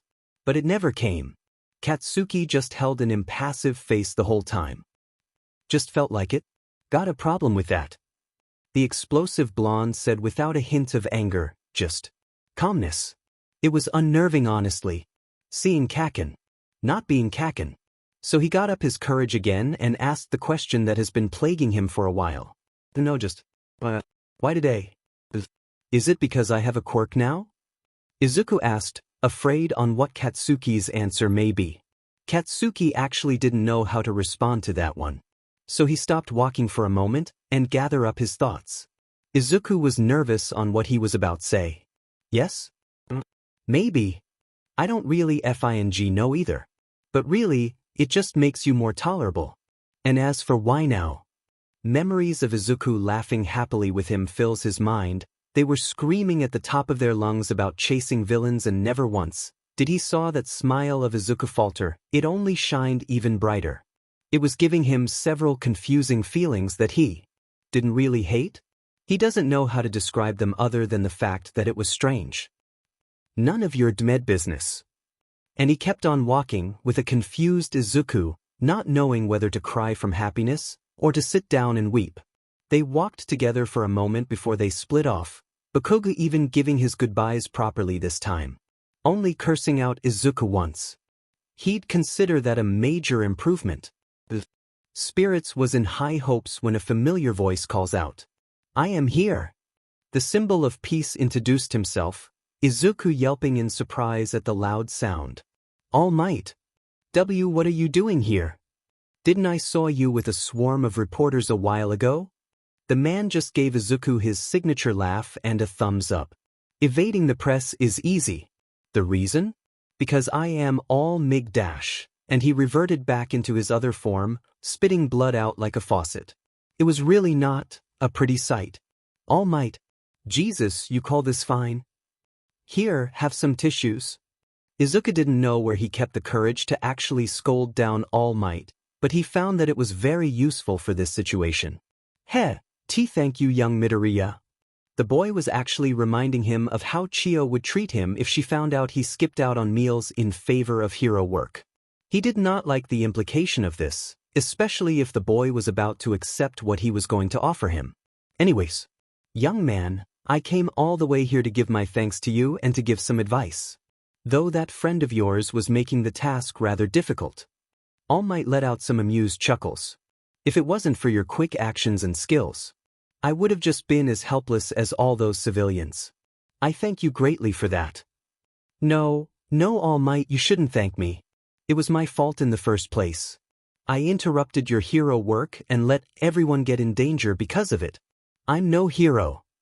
Izuku said bitterly with sadness in his eyes. Even so, it was none other than you, a kid who just developed his quirk, was what spurred me on. All Might looked at Izuku with a hard gaze, not letting the boy say anything else to put himself down further. Izuku was quiet now. A mild surprised look was now spreading over his features. All Might continued. All top heroes leave fantastic and amazing stories from their younger days. And many of them shared these words. My legs moved before I can even think. Izuku felt tears streaming down his face now. Why was he crying? You thought the same, didn't you? Izuku was now holding his chest, trying his best to stop his full-on sobbing. Memories of all the years of frustration and torment flooding back to him. Young man, I never did answer your question before, so I will say this now. You can become a hero. All Might stared at Izuku with a determined look, and that was all it took for him to break down. It was too much for Izuku to handle, so he let it all out. His sounds of sobbing, filled with relief and joy from the implication of what All Might just said to him. I can be a hero, Mom. Kaken. Shinso. I didn't fail you. That was the day that Izuku learned that dreams can become a reality. That was the day that his journey to become the world's greatest hero had truly begun. After Izuku had relatively stopped himself from crying anymore, he let a small smile grace his face. This day was turning out to be the best day of his entire life. What more can he even ask for? That is why I deem that you are worthy of inheriting my power, All Might said dramatically, spreading apart his arms. Excuse me, worthy of what? Izuku screeched in his mind. I'm sorry, but what do you mean about inheriting your power? Izuku asked, eerily calm. All Might just tried to do his signature laugh, but all it sounded like was an old man cackling. You should really see the look on your face right now. It's just a suggestion for later. But for now, let's talk. He started walking towards Izuku, pointing up into the sky. Listen here, young Midoriya, what I'm trying to say is, do you want to accept my power? All Might exclaimed, pointing at Izuku, spitting out even more blood. Izuku was just theorizing now after what he had just heard. Is All Might talking about giving me his power? I mean, I know that it's kinda possible, considering what happened to me, but how? Izuku didn't look any more surprised than All Might had thought he would be. If you're wondering about my powers, boy, let's just say it's almost like the spider that gave you your powers. Although you do really need to explain that story for me later. He added with a curious look to the boy. Anyways, if you had been reading the papers, you'd probably notice that the news say that my quirk is pure strength or just a physical boost. I even evaded the question multiple times with a smooth joke during interviews and such. Because you see, All Might, the symbol of peace, had to be a natural-born hero. But now you're going to know the truth. My quirk was passed on to me like a sacred torch. All Might told dramatically again, spreading his arms out and looking up into the sky. Izuku managed to suppress his snort. Drama queen. All Might continued. And next, it's your turn to hold it. Now at that point, Izuku stopped him. Hold your horses, All Might. Are you sure that you want me to inherit it? I mean, even the entire world has been debating it as one of the 7 wonders of the world. I mean, sure, I know a thing or two about being passed on a power. But how does that apply with you? Do you also have some special type of radiation? 'Cause that's one of the reason it actually managed to give me a power in the first place. Nobody else has reported being given a power like you did just now, well, except me of course, but aside that, no one has actually even brought it up. Izuku was then snapped out of his muttering session by All Might speaking up. Do you always start things with denial? That's nonsense. All Might said that last part out in English, making Izuku look up at him with embarrassment. Yeah? Sorry, All Might, got a little carried away there. Izuku scratched at the back of his head. I have a lot of secrets, boy, but I am no liar. The quirk that can transfer from user to user, one for all, exists within me. All Might said, turning deadly serious. One Perron gains this power and passes it on to another, that person cultivates it and passes it again. The cycle starts again through all different generations and now, it belongs to you. If you wish to inherit it, of course. But your words of hesitance have already made you even more worthy in my eyes. All Might said, pointing to Izuku with a smile. Izuku's thoughtful look turned into a determined one and it made All Might ever so sure of his decision. If you say so, All Might, then I'll accept your offer with open arms. He made a triumphant grin and a thumbs up towards the man himself. Hey, he really liked the boy's style. I'd figured you'd say that. Oh, it's getting rather late, even though I want to hear your side of the story. Let's meet up 2 days from now, at Dagoba Municipal Beach Park. Here, let me give you my number, I'll contact you to GI. Are you all right, young Midoriya? All Might said, confused, noticing how the boy was vibrating. Was he crying? Did he do something wrong? His questions were answered with an excited shriek. I'm getting All Might's number. Holy see your dash, and right back to fanboying. Waking up early was harder than it looks, Izuku realized after finishing his second cup of coffee. After he got home that night, his mom has been worried sick after the news. She scolded him profusely and started crying, which in turn also made him cry and, yeah, you get the gist of it. He asked his mom to make more dinner than usual for his empty stomach, which she didn't argue to. She loved making food for her son. Izuku ate almost all of the food that night, only stopping when they ran out of rice. So he washed up, went to bed, and proceeded to fall into a food coma for 12 hours straight. When his mind finally caught up to his body, Izuku hurriedly left a note for his mom, saying that he was going out to exercise for a little bit and to not worry. It killed him to lie to his mom like this, but this was All Might's secret and it wasn't his to tell. So he SEK'd up and started to jog to Dagoba Beach, where his meeting with All Might awaits him. When he finally arrived, the familiar figure of a gauntly man greeted him with a smile. Good, you're right on time. Now before we can get into the juicy details, please tell me more on how your quirk works. All Might said cheerfully. Okay then. Tell me if there's anything that you're confused on. Izuku nervously said, the shock of meeting his idol again hasn't really worn off. All Might just gave him another thumbs up and sat down to listen. So, let's start on the day that the spider bit me. And then he proceeded to tell him all of it. The first time he learned of his powers and his mother finding out, the test that he had to do to get it registered, the reveal to his class, and the day that he met the sludge villain and All Might. It was a lot of information for All Might to handle.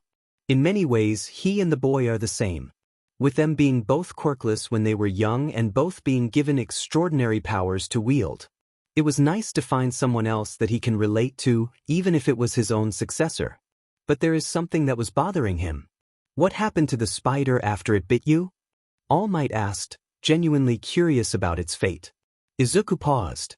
Oh, it kinda just crawled into the vent and disappeared? I was too busy trying not to vomit to inform the scientists about it. You don't think something happened to it? They both stared for a while, awaiting some sort of reaction from the other. All Might spoke up first. Nah, it's probably fine. Let's not dig in too deep into that kind of stuff. He said casually, like this was a normal occurrence. On the inside though, he was wondering if it had bitten anyone else. But he decided to keep that part to himself, as to not worry his successor even more.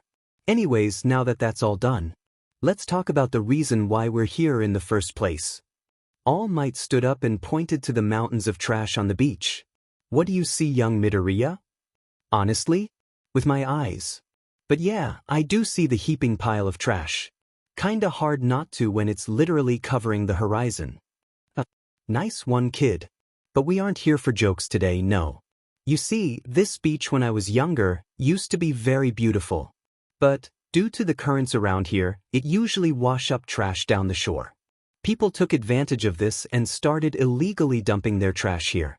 Even the locals don't come around anymore. All Might stated, almost saddened at that fact. That's horrible. How can someone just do that? Izuku sounded almost offended at the thought of someone even daring to litter. All Might smirked. Yes, it is indeed. But that's why we are here today.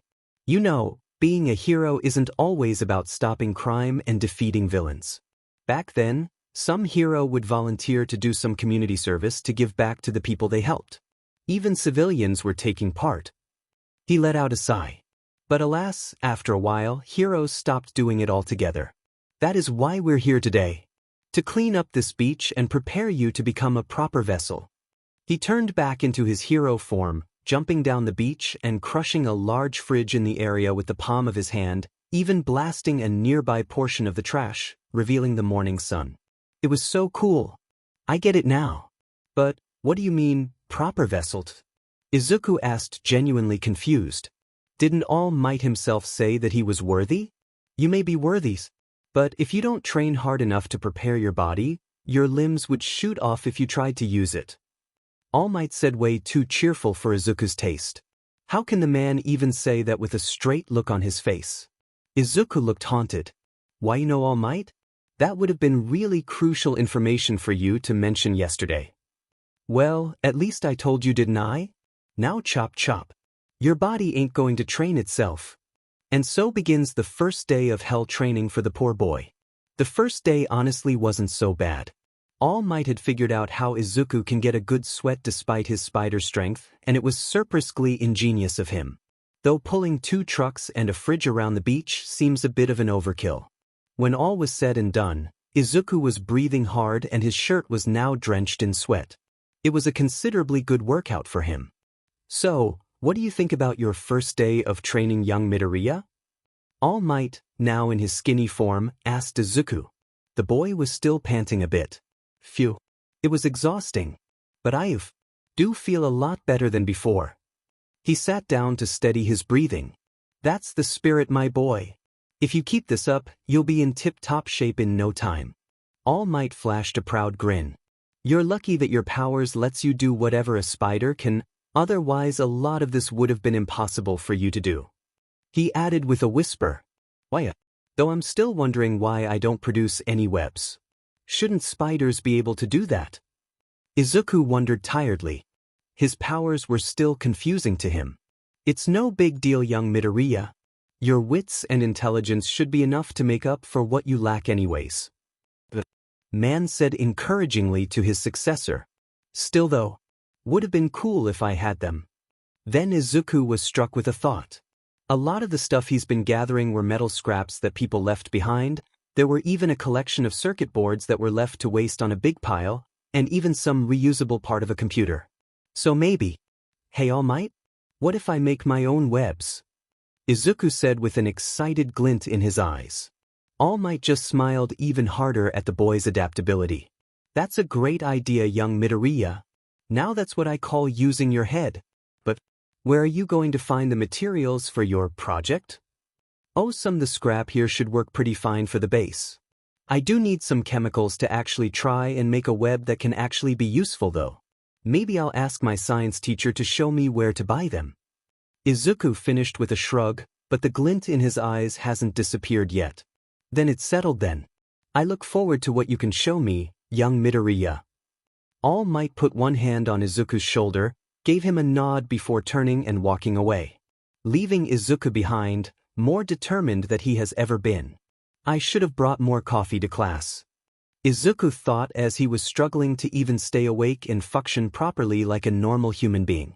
It probably wasn't healthy to stay up until 3 in the morning working on his little design for the web shooters, then sleeping for 3 hours and then starting his second day of training, without breakfast might he add. And then going to school with only half a cup of coffee in his stomach. But he couldn't help himself, okay? He was too into this project, just leave it for later.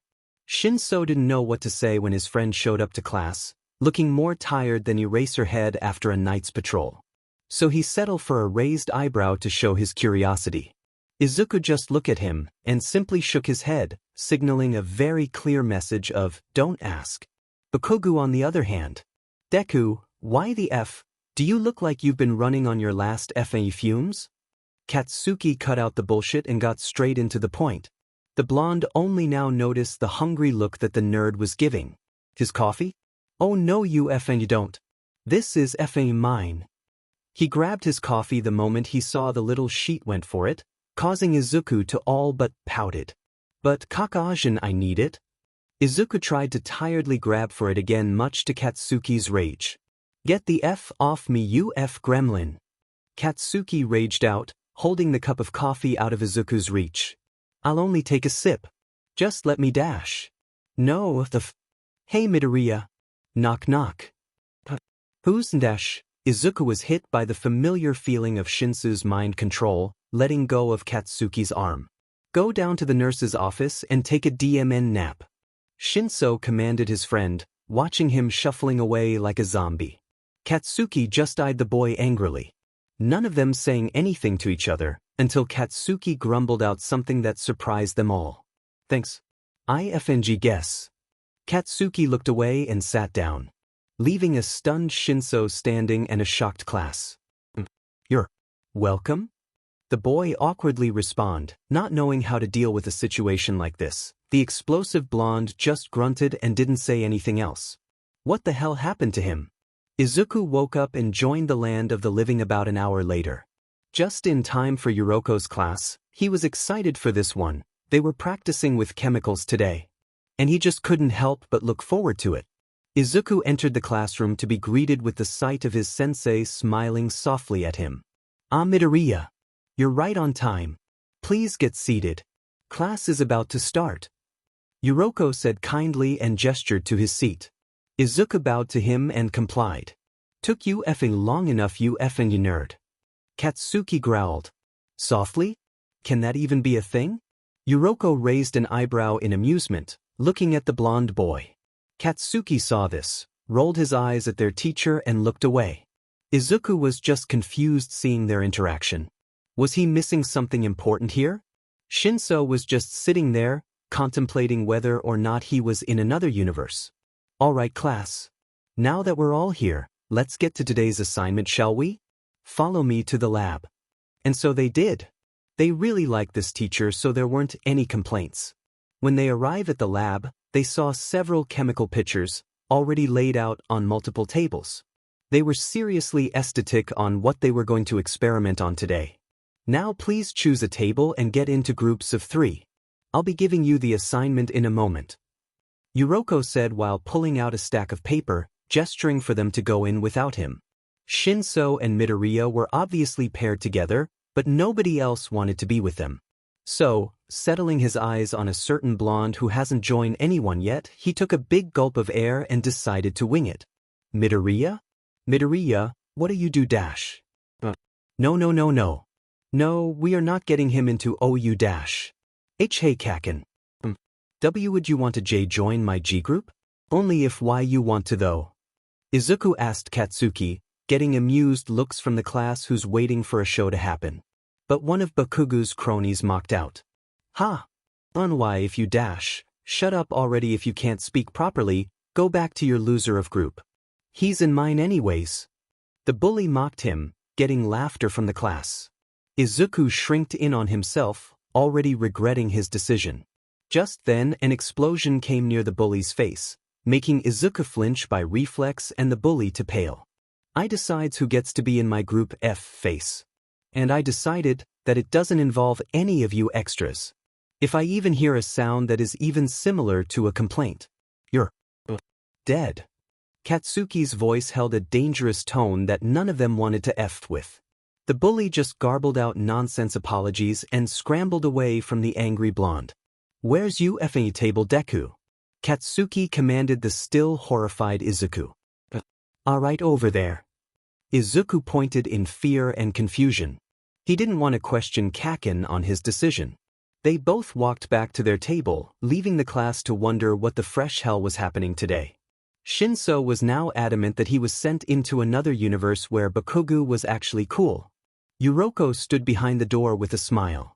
He still didn't approve of the way Bakugu acted, but at least it's a major improvement from the first time he met the boy. Right guys, today, you're going to make this chemical compound. Yuriko said while pointing at the name on the blackboard. It was easy enough to do, now all they needed was some simple instruction on how to create it. Without the use of instructions. Yuriko finished with a cheeky smile. The whole class groaned at the implication. Izuku was focusing on something else at the moment. He already knew how to make that one, it can easily take him a minute to do it. No, right now he was thinking what chemicals he should use to make his web formula. He already got some theories written out, but he needed to actually test them out first, and he didn't have the materials he needed yet. Eyebags. Pass me that FANG vial. What's the magic word? Pass me that FANG vial or I'll burn your house to the ground. Izuku can think about this one later. Right now he needed to stop a homicide from happening. Here you go Kaken. Now, remember to pour it down slowly or else dash. IFING get it you Deku. Now stop FING talking. Now, you'd think a guy who can make explosions would be happy seeing one near his face. But you'd be wrong, so wrong. That I told you to do it slowly. Shut your FNG stupid mouth. Okay class, I'd call that a successful session, wouldn't you agree? Yuriko said cheerfully. Nobody answered him. They were too tense to talk after witnessing Bakugu setting off 3 explosions that didn't come from his hands. He was stewing in rage now, only Izuku was seen standing next to the boy, bless his soul. Well, you guys should go back to your classroom, your next class should start any minute dash. They didn't bother to listen to their teacher finish, racing to get out of Bakugu's vicinity. Shinso giving his friend a sorry look before leaving him alone with Katsuki. Wow, they just took off huh? Izuku tried to joke, but seeing Katsuki's expression didn't change, he decided to stop. Oh yeah, Yuroko-sensei. May I ask you something? Yuroko stopped his inner worrying for Bakugo. Yes, Midoriya? What do you need from me? I was wondering if you can tell some cheap places that sells chemical supplies? I'm planning on to make something to support my quirk and I just need to find the right chemical compound to do it. I'm kinda lacking on materials. He explained excitedly. Bakugo snapped out of his enraged state. What the F? Do you mean support your quirk? You 2DMN weak or something? Yuroko was slightly surprised that was all it takes to get Bakugo's attention. He needed to take notes. Izuku was baffled that Kaken was even listening. Oh, Kachan? Not really. I just thought that if I'm trying to fit the theme of whatever a spider can, then I should probably make some webbing of my own. You know? Since I don't have any. He awkwardly explained to Katsuki. Katsuki just huffed. Sounds dumb to me, but whatever, you stupid Deku. You won't be able to beat me anyways. Have fun with your idiotic nerd talk. I'm leaving. And he slammed the door shut to both of their faces, getting the duo to sweat drop. That aside, sure, I can get you the details to some of the places I often go to. But I do have a spare chemistry set at home. I'll give that one to you instead. I have no use for it. Yuroko ruffled the amazed boy's head, surprised at its softness. This is nice. Really? Thank you, sir. I appreciate it very much. Izuku bowed profusely at his teacher, getting quite a few chuckles from him. Unbeknownst to them, however, Katsuki was standing behind the door with a rare smile. Was he actually happy for the nerd now? He doesn't dwell on it for too long before he heads back to class.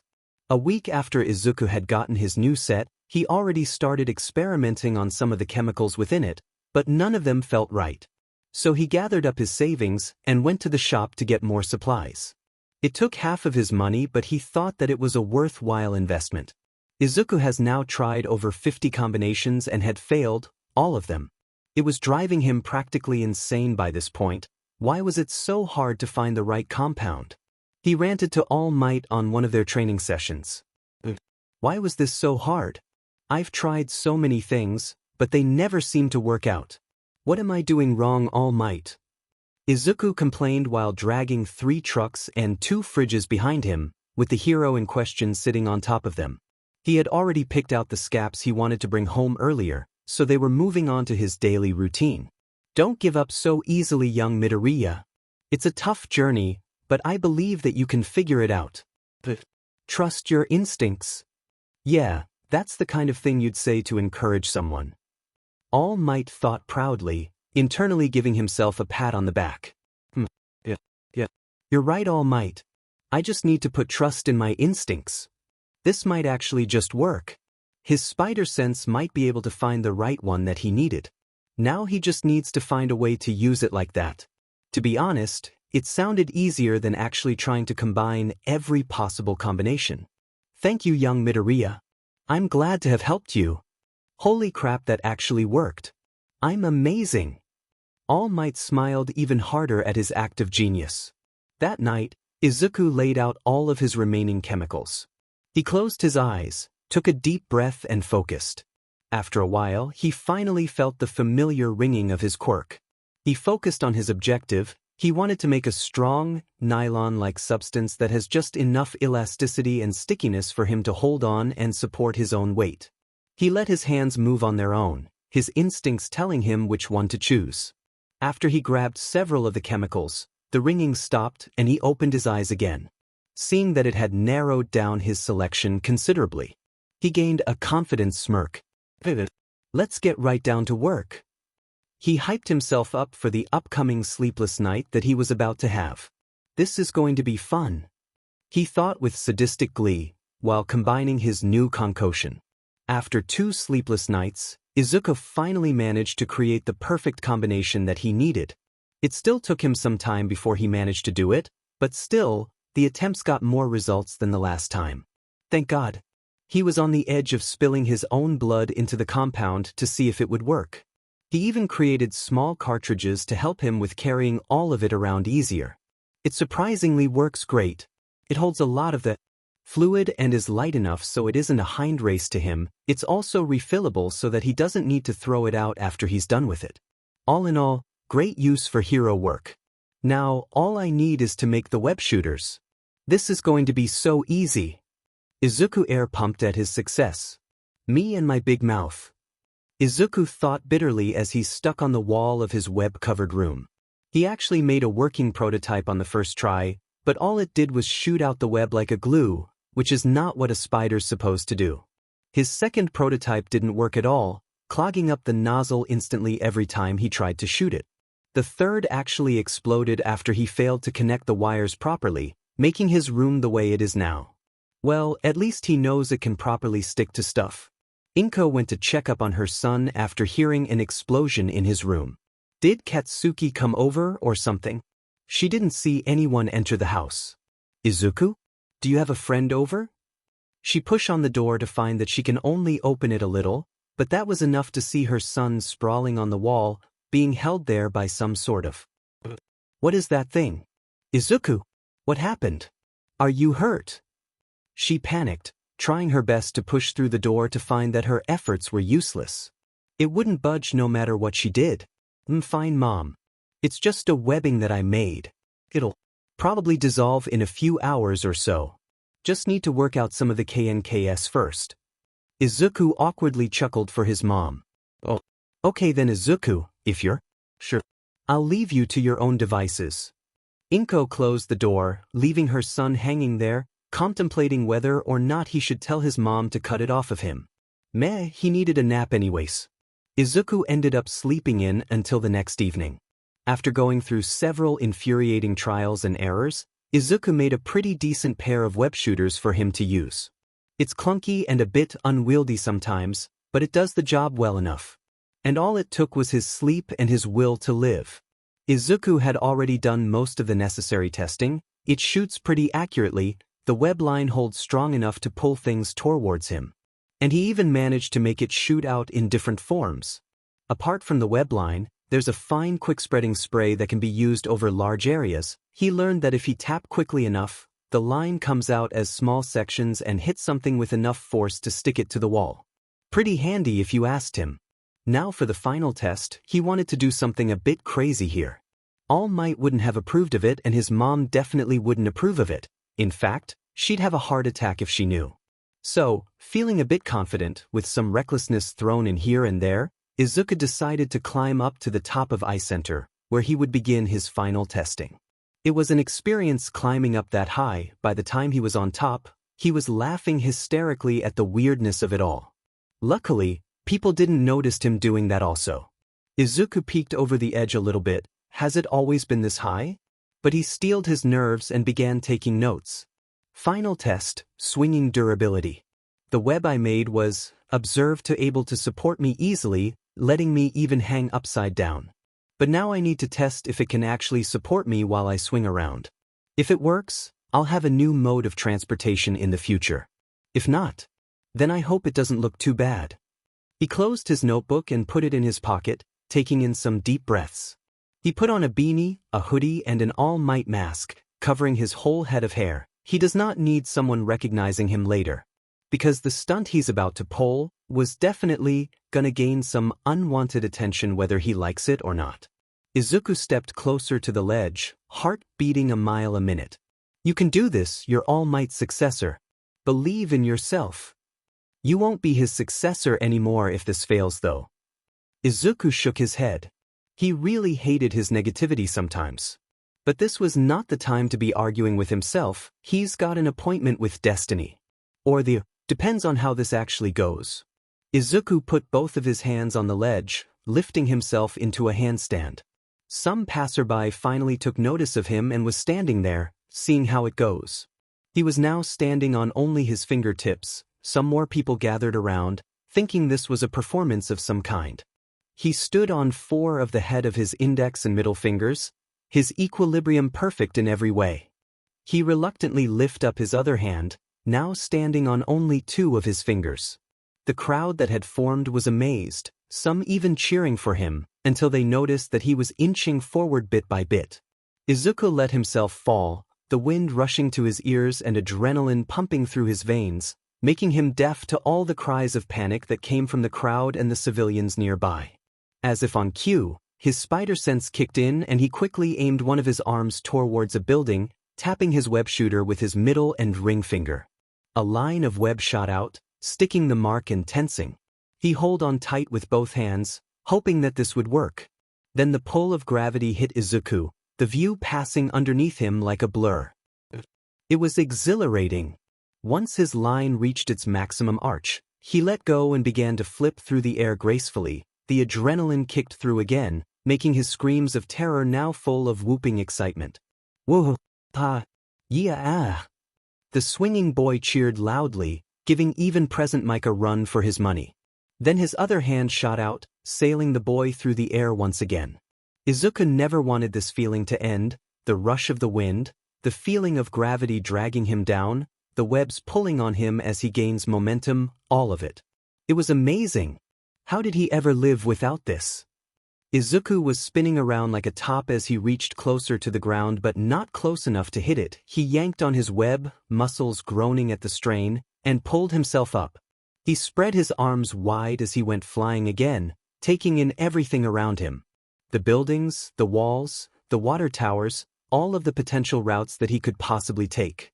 Izuku finally returned from his own high, quickly sending out his webs again, running alongside the wall as he turned into an alley and disappeared into the dark, vanishing from everyone's sight, leaving the only evidence of him being there, a stunned crowd of spectators with a memory they would never forget soon, and the echoes of the boy's own excited yelling.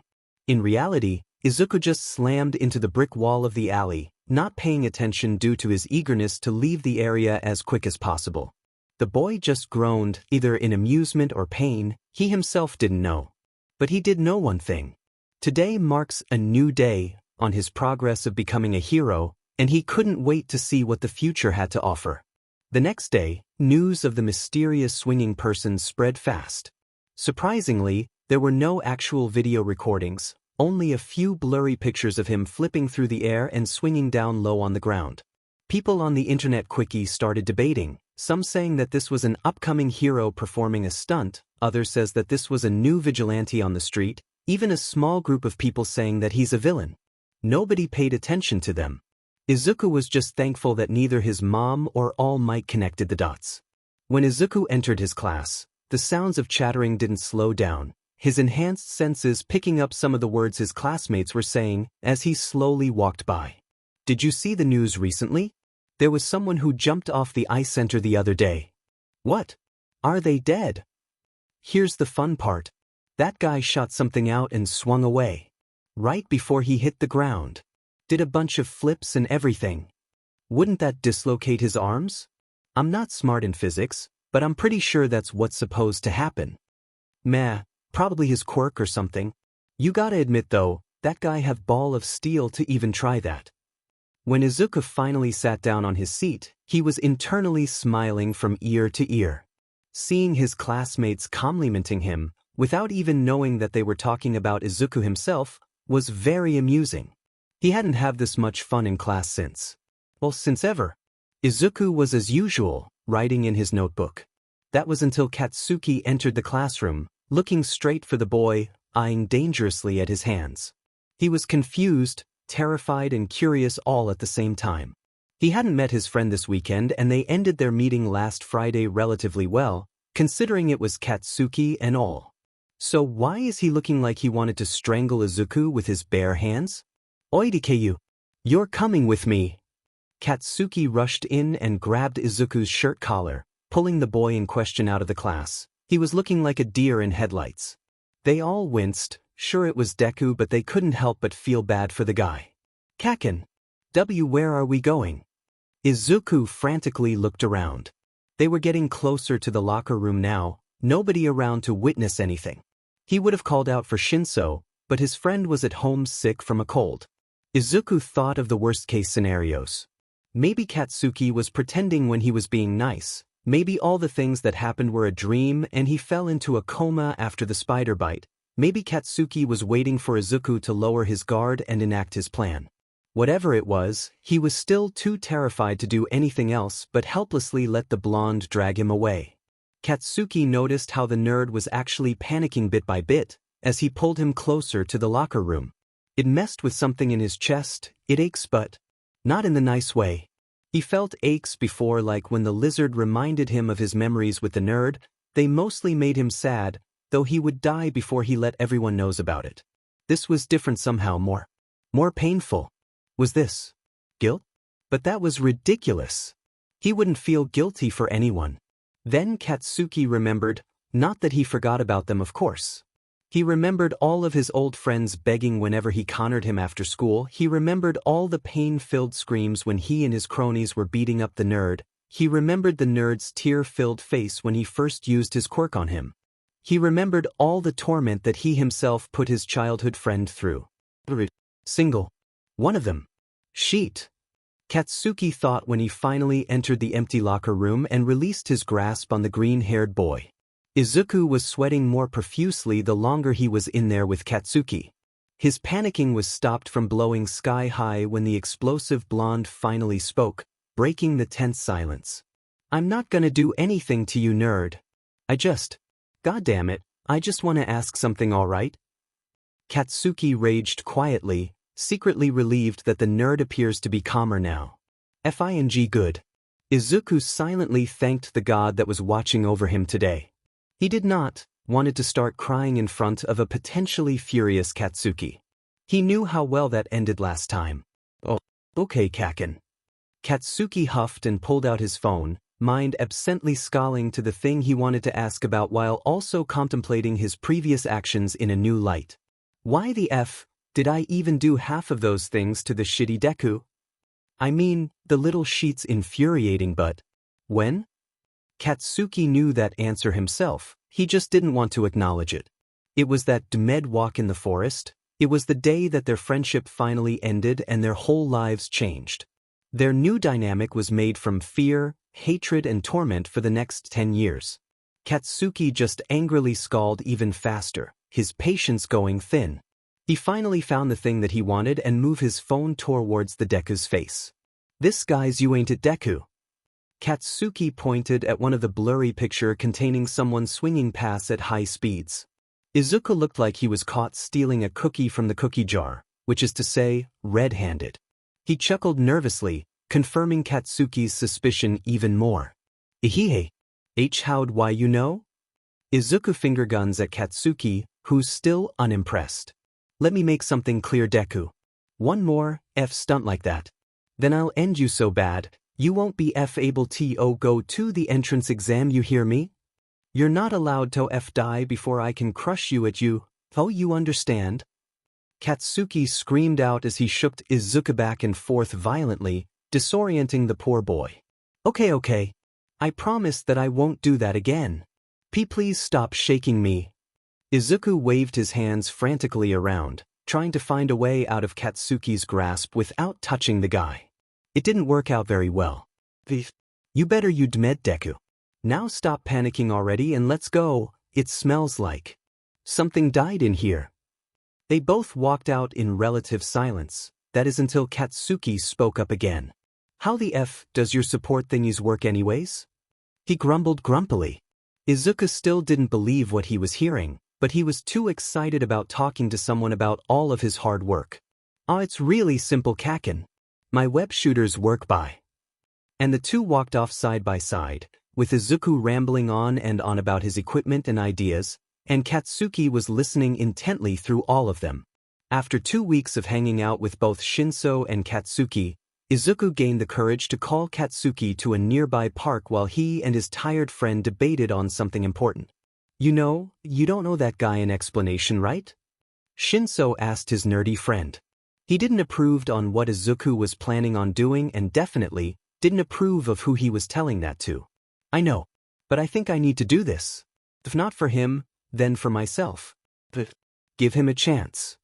Izuku said simply. His childhood friend was definitely changing for the better now. He's still brash, of course, he's Kaken. But Izuku can see that he is taking an effort to change, though he doesn't know what even spurred this behavior in his friend. Someday he'll ask him about it, but not now. Katsuki finally arrived after 15 minutes of waiting, which to them felt like an hour. Alright, I'm Effie here you'd met Deku. Katsuki noticed Shinso and scowled. The F is Eyebags doing here? I'm here for moral support. So shut up. Who do you think yo dash? Kaken. Stop please. I just want to talk to you about something. Please don't fight with him. Izuku screamed out almost frustrated. This was not helping his case with Shinso. Arg. Then get on with it already. Or I'll fucking dash. Okay. I'm getting to it. But can you sit down with me just for a moment? Izuku pointed to a nearby bench. Katsuki just sighed and grunted. He'd have half a mind to decline the nerd's offer when he first asked him to meet up. But then again he's trying to be nicer, or whatever bullshit people talk about, so he decided to accept it, which he is regretting severely now. They walked towards the bench in question, leaving Shinso standing underneath a tree alone, watching guard over Izuku in case anything happens. Okay now spill. The F you wanted to tell me about so bad that you brought eyebags over there. Katsuki leveled a questioning glare toward Izuku. I haven't been entirely truthful with you Kaken, I'm sorry. There's something I want to tell you about my quirk. Izuku noticed Katsuki's raised eyebrow and continued. I'm not actually a late bloomer. My quirk. It's actual very hard to explain, but to come to a simple explanation. It was given to me by a spider. Katsuki's reaction was an expected one. What the F? Do you mean, given to you by a spider? Do you seriously think that I dash? He was cut off from raging anymore when Izuku put a hand on his shoulder, looked at him straight into his eyes and gave him a pleading look. I know that you don't believe me, I didn't believe myself either when it happened, but it's the truth. On the day we went on that field trip, a spider bit into my hand, it was nauseating and it gave me a splitting headache, but when I woke up again I gained powers. You know how one of them were notified to have disappeared, right? Katsuki does in fact remember that. After they were done with the tour, the center closed down for a while to look for something important. But what Deku was telling him was absolutely ridiculous.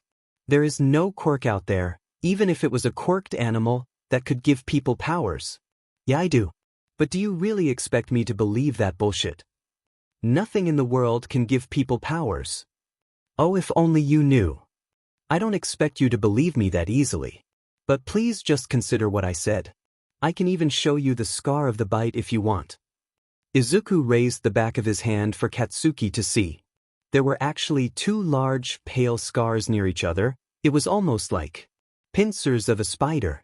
Okay, fine, maybe the nerd was telling the truth, but he wasn't about to take his word for it. He's not an idiot. Fine. Let's pretend that everything you just said was the truth. Why the F are you even telling me this? What the F does this gains you? Katsuki asked gruffly. Izuku thought about it. There's a lot of factor in his decision. He felt like Katsuki deserved at least this. He felt like this was an important thing for him to do. But the truth is, I just want my friend back, always have. I know that you don't like me, I know that you've hated me since the day we were 5. But I just want everything to go back to what it was. I want us to hang out again, I want us to able to talk to each other without you hating every single moment of it, I want us to be heroes together. I know that it's irrational for me to expect it to happen, but that's the way I am. I always thought that maybe if I had a quirk, you'd be my friend again, that you'd finally forgive me for whatever I've done in the past. And when I gained this, it seems almost possible. Izuku said sadly, a small sad smile graced his face, while tears flowed steadily down it. His breathing hitched while his hands were clutching tightly at his shirt, trying his best to not fully burst out sobbing at any moment. Katsuki was shaken. This was what the nerd's been thinking the whole time. Even through all of what he's done, even through all of what the nerd has been put through, by Katsuki's own hands no less. And he wants him to be his friend. But why? Why the F do you want me to be your friend? I've been nothing but an a-hole to you. I've put you through hell and back. I've been your waking nightmare for 10 years. You jump at my voice, you flinch when I open the door, you look absolutely terrified whenever I look at you. So why Why in the name of all might don't you hate me? What have I even done to deserve you as a friend? Katsuki screamed in frustration, not caring one bit that Shinso was standing nearby and probably heard what he just said.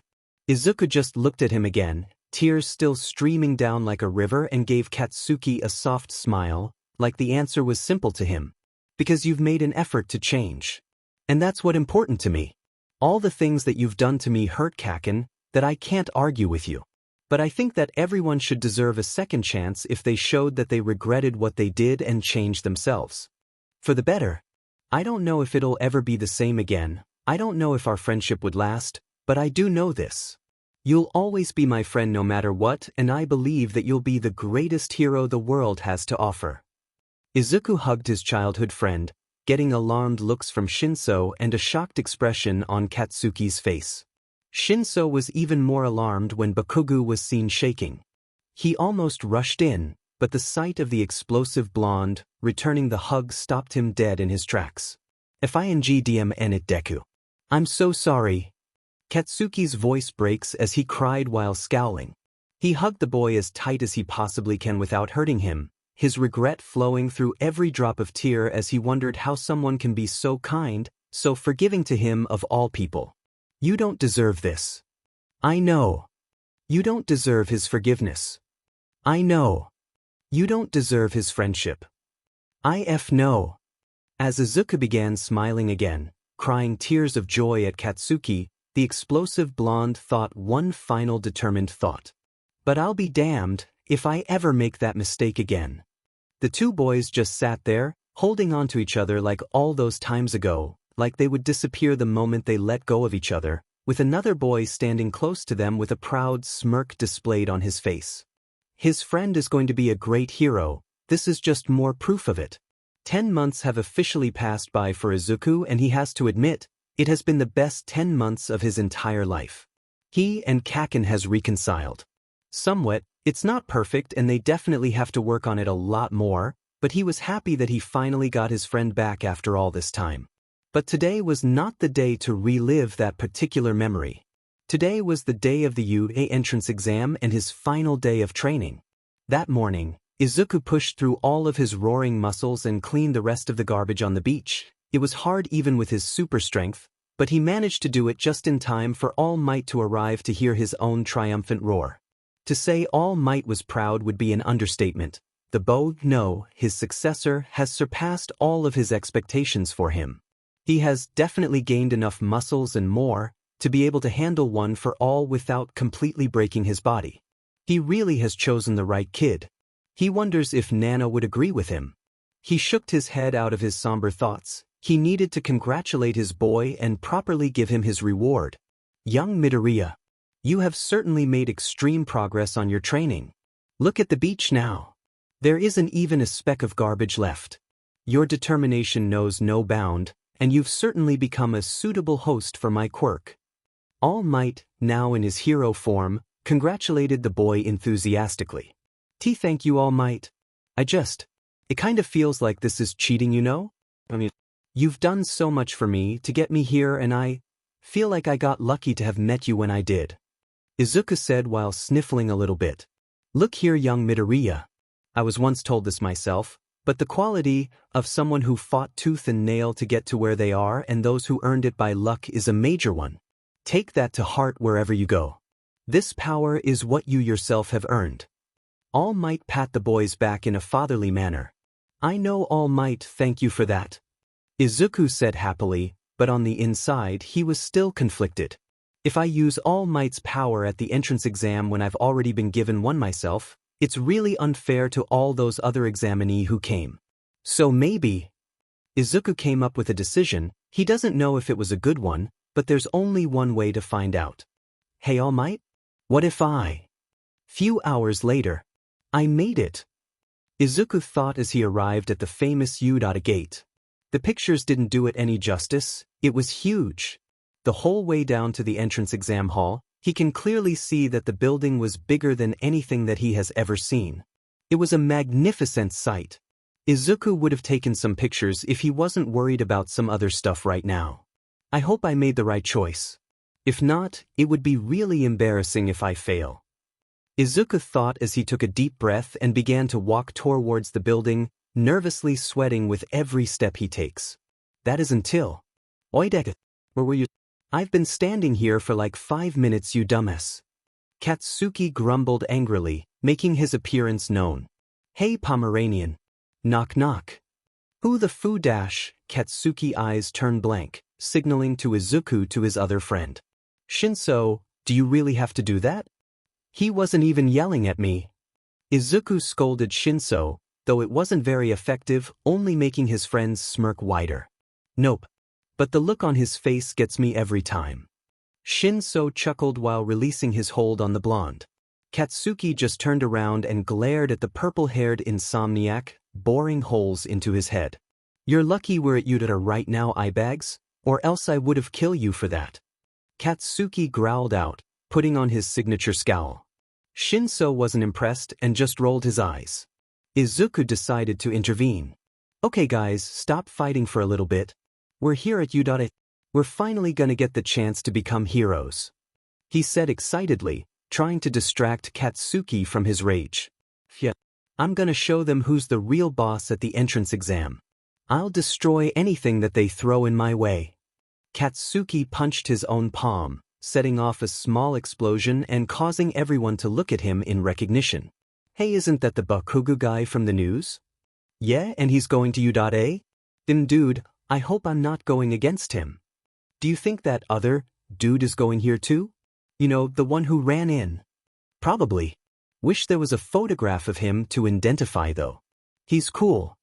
Katsuki just scoffed while Izuku had a light blush on his face. He still isn't used to people talking about him. Shinso just has an amused look on his face. Okay, move on then you mini celebrities. Let's go in or we'll be late for the test. Right.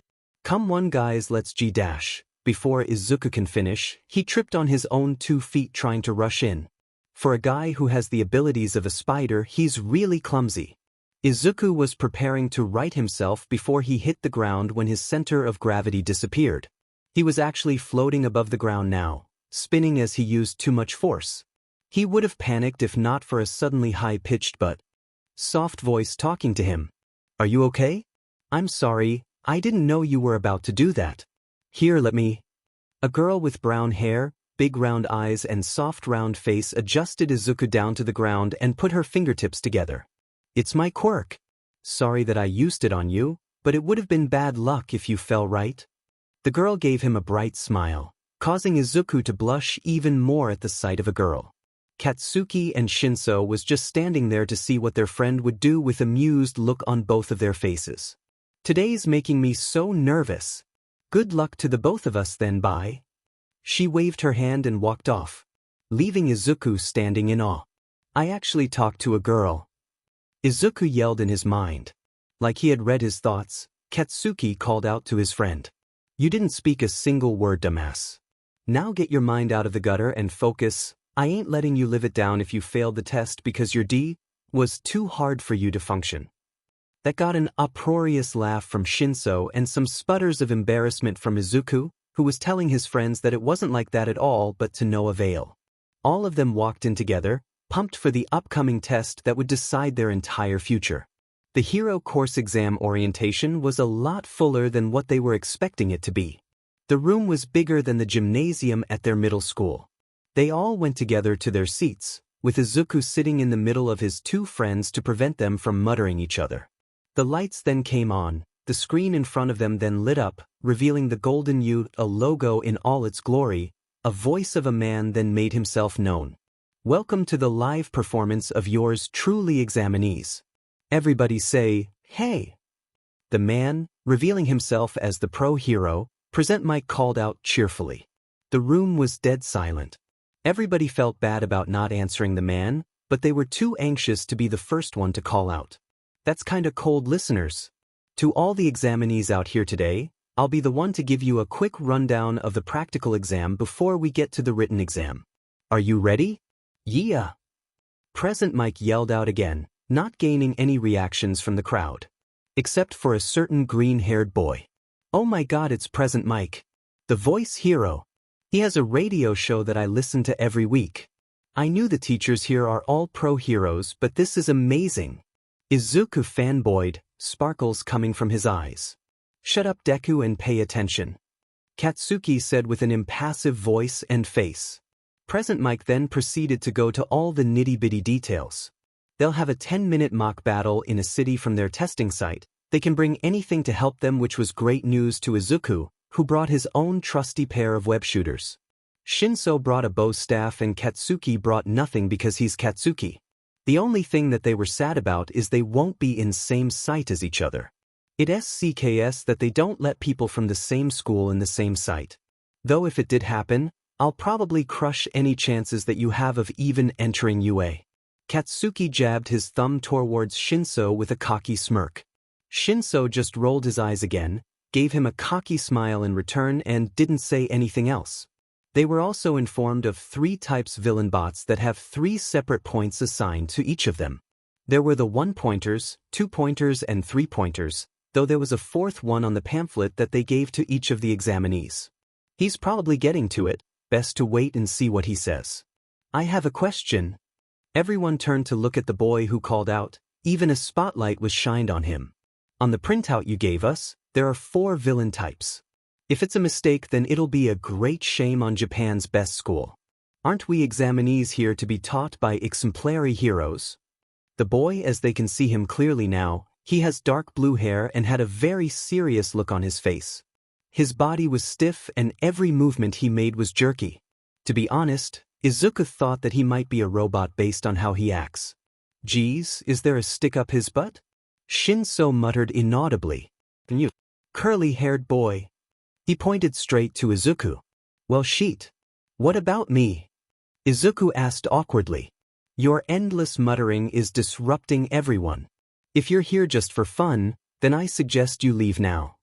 The boy said sternly. Well, that's rude of you. Izuku blurted out. He doesn't know what else to say in a situation like this. He turned and looked at everyone.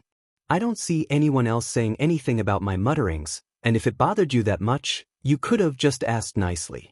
Also, don't just assume what people's intentions are. It's impolite to accuse someone of doing something you know. It took Izuku 3 seconds to realize that he said that out loud, causing everyone to snicker, but apparently not at Izuku, but at the boy. Okay. No need to argue. And examinee number 7111, he's right, you know. Also, the 4th one is worth 0 points. Basically, it's there to cause a ruckus, no need to destroy it. Just avoid it if you can, listeners. Present Mike said cheerfully. It's a bit unprofessional of him to agree with the other boy, but he couldn't help but defend one of his son's only friend. I see. Thank you, and please excuse me for my actions. The boy bowed a perfect 90 degrees angle. He sat down, but not before giving Izuku another look.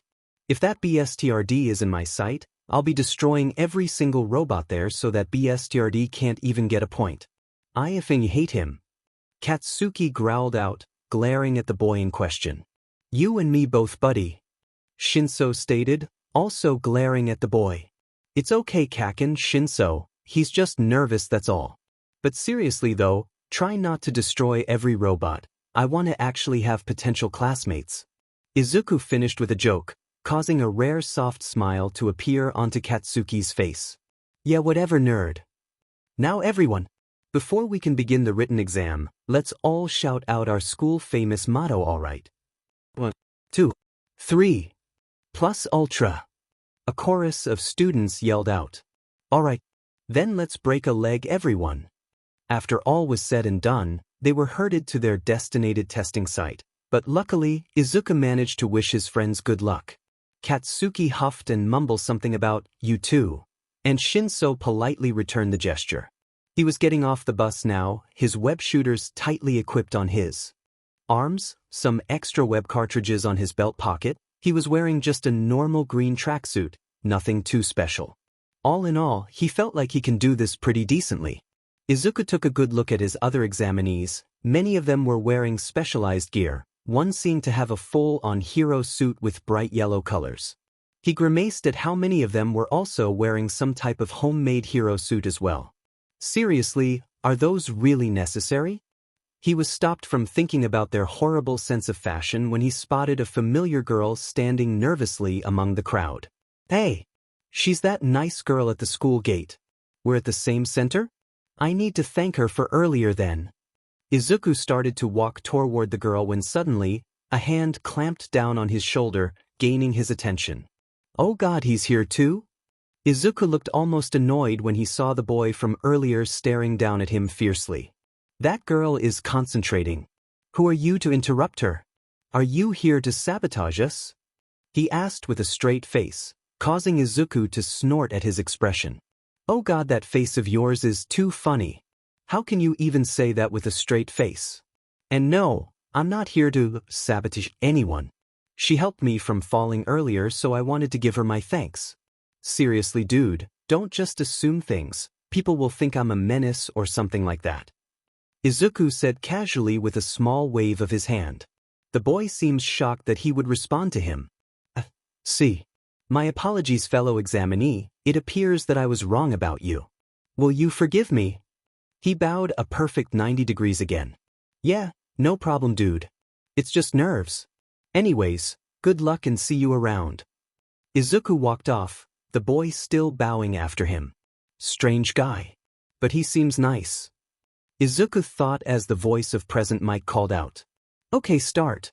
The whole crowd was silent. Nobody knew what was going on, except Izuku, who already started to zip off with his web shooters when Present Mike said, start, along with a few others.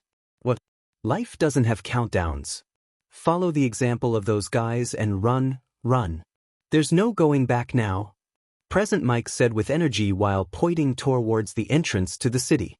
Everybody in the vicinity hauled but to try to catch up with the few in the lead, hoping to not miss out on any points. Izuku was just happy to be able to swing around again like he did. Something about it just makes him feel alive. Everything about it just makes it fun to be in the air, to swing around objects, to feel the rush of adrenaline every time he dive bombs down to the ground, to feel the fresh air enter his lungs with every breath he takes, to feel the wind rushing past his face with every excited yell, to feel his arm pull on the web and sending him flying, to feel free. He wonders briefly if this is how it feels like to fly, but dismissed it completely. This is different. This is something that nobody in the world can experience like he does and Izuku. Izuku feels proud of that fact. Everyone else was in awe at how the boy was acting, some even recognizing him as that mysterious person a few months back. Holy crap! Look at that dude go! Is he a gymnast or something? How can he even do that? Man, that looks amazing. You know, I know we're supposed to be competing for points and all, but I can't help but root for him. I mean, look at him. Izuku didn't care for what any of them were saying, he was on a full-blown high. Well, until he saw his first robot, that is. He swung down at high speeds, readying his fist back. Okay, you can do this, Izuku. Prove to All Might that you deserve his power. Izuku roared out, and with a single punch, he decimated the one-pointer, punching it through a nearby wall. Izuku laughed and channeled his inner Kaken. Come on then, you pile of rust buckets. Let's tango. Then he charged towards another group of robots, leaving behind a stunned audience at his display of power. This is fun.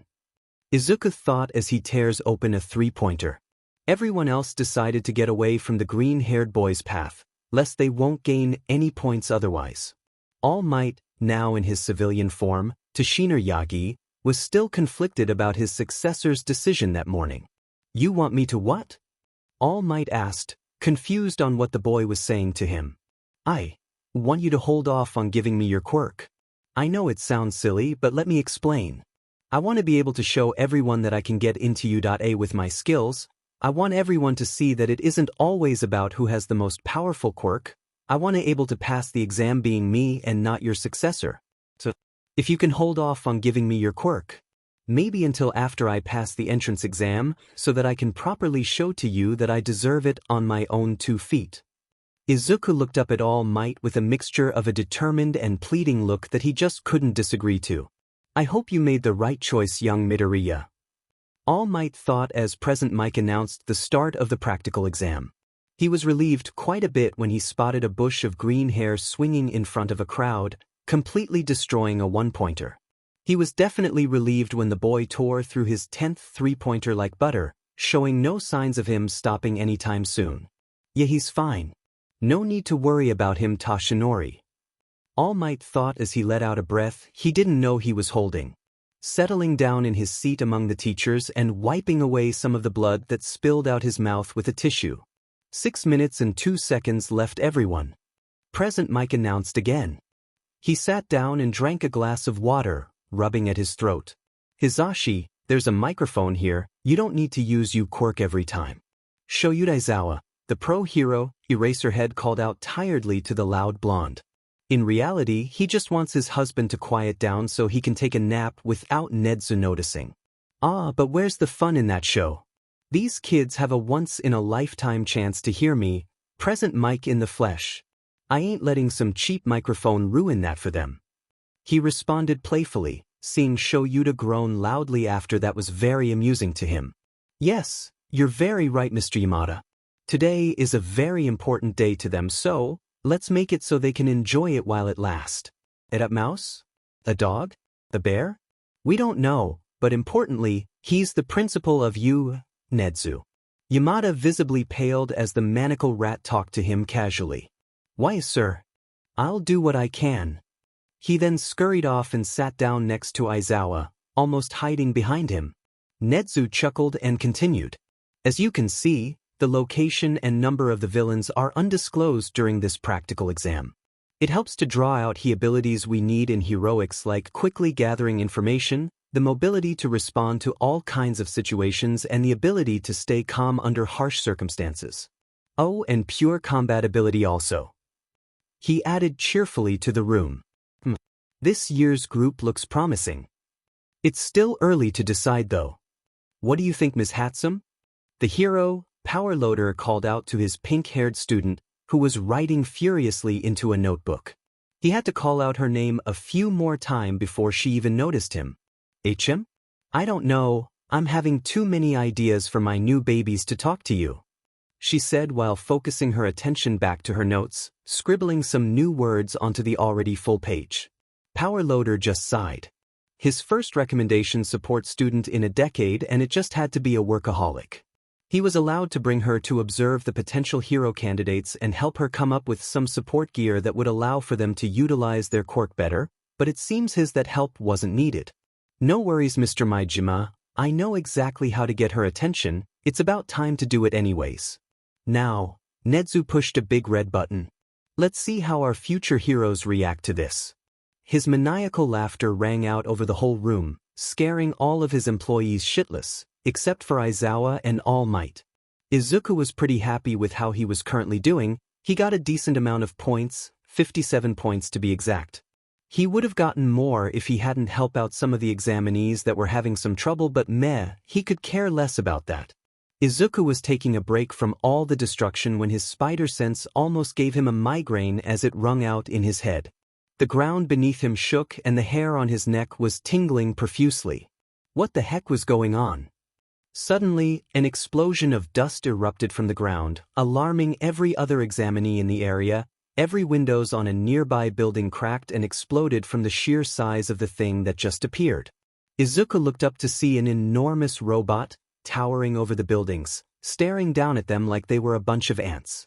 It crushed the top of a building with one hand, sending debris flying everywhere. Is that the zero-pointer? I know this is Yude, but what the heck is this? Izuku thought while blocking the massive dust cloud the fake villain made when it punched the ground, sending some of the applicants flying from the air pressure.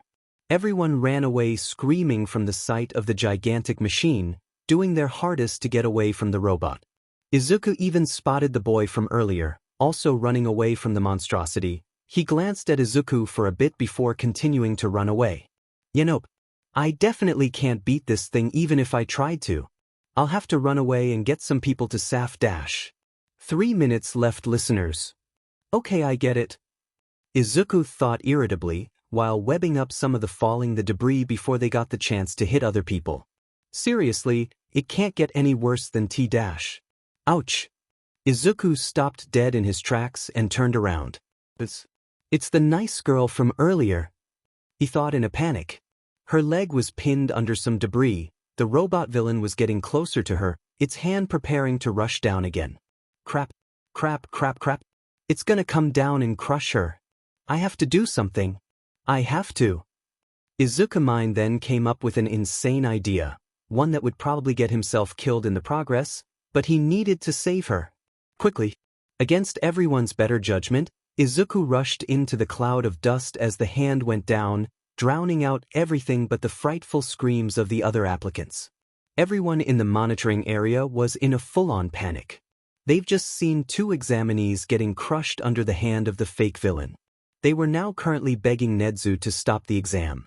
Nezu, for Christ's sake, turn off that 0-pointer. Those 2 are gonna die. Yamada was the one to actually yelled out. Don't you worry, my wonderful employees. Everything is according to plan. Nezu smiled a sickening sweet smile, making Yamada even angrier. According to plan? According to plan. Are you saying the death of 2 children are all part of your twisted plan? Yamada yelled out, angrier than he has ever been in his life. Ohoho? Who says that they're dead?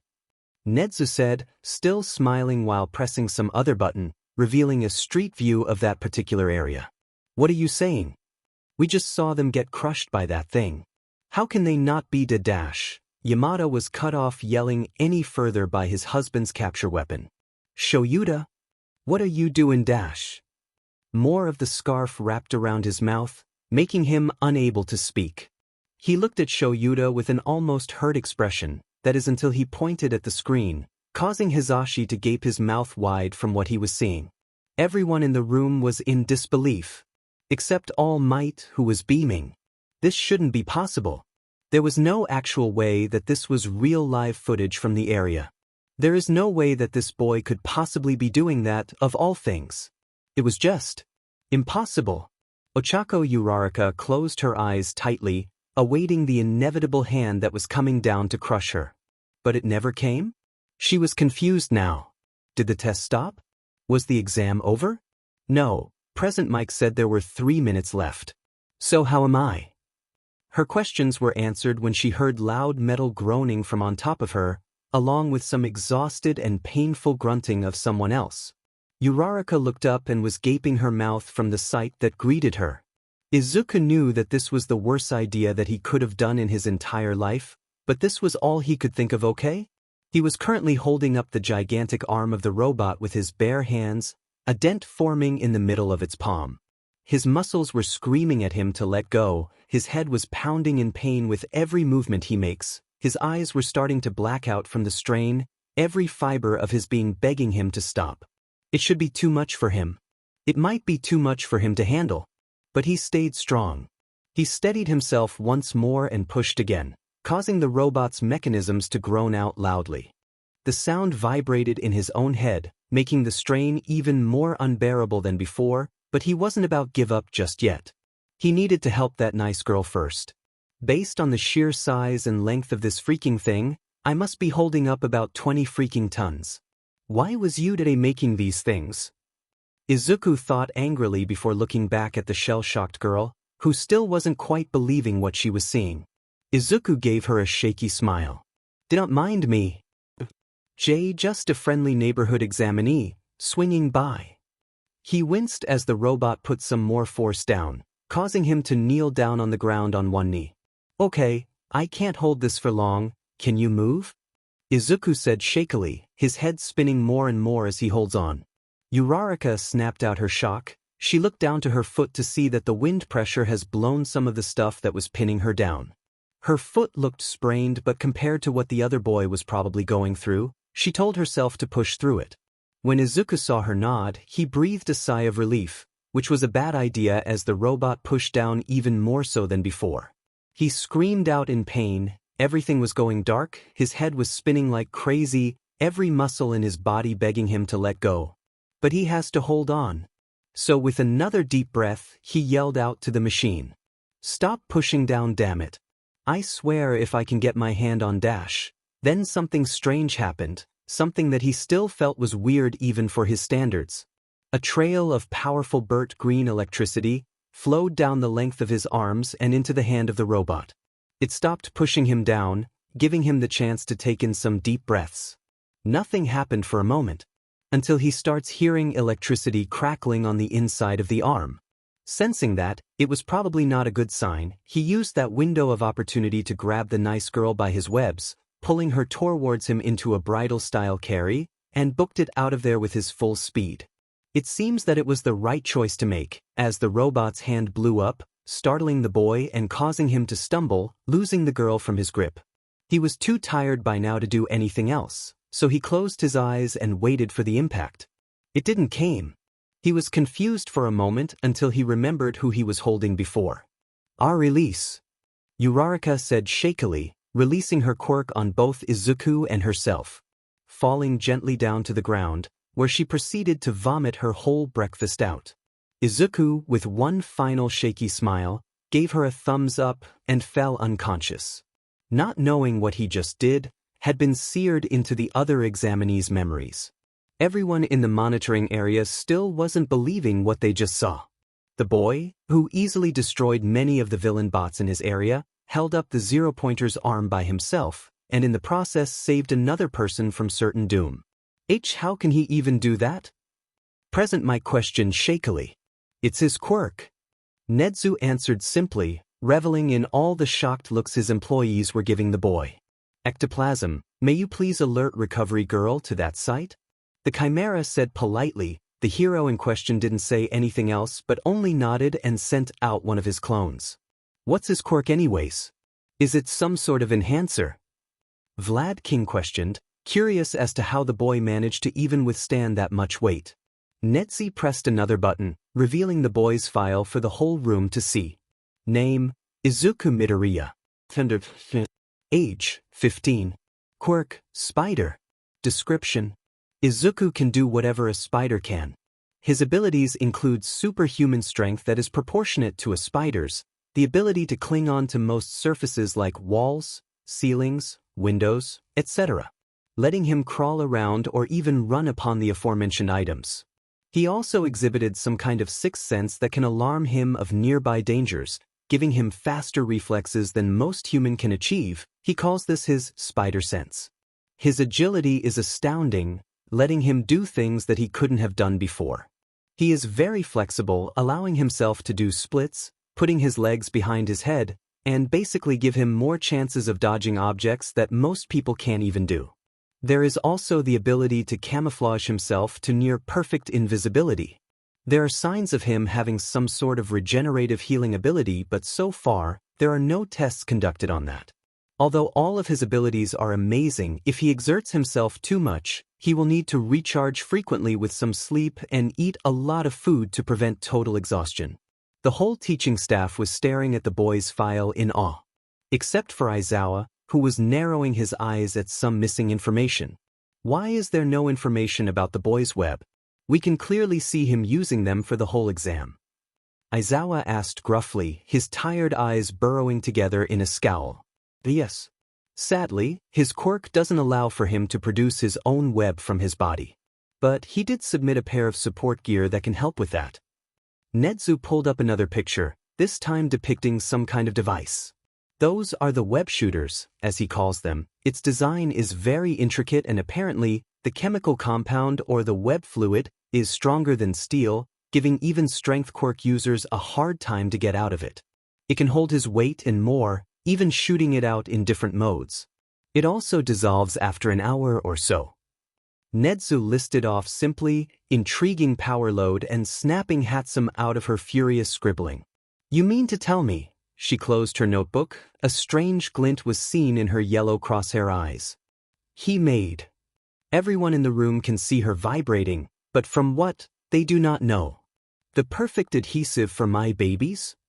Hatsum yelled out like it was the best thing that she could have heard. Her manic grin can be clearly seen by everyone. Pauloder shivered at his student's expression. He did not like where this is going. Nedzu, on the other hand, just kept smiling. Yes, Ms. Hatsum, that is what you can interpret from my words. I need to get my hands on his babies. There are so many things that I can do to improve upon it. Do you have his blueprints? His health data? His home address?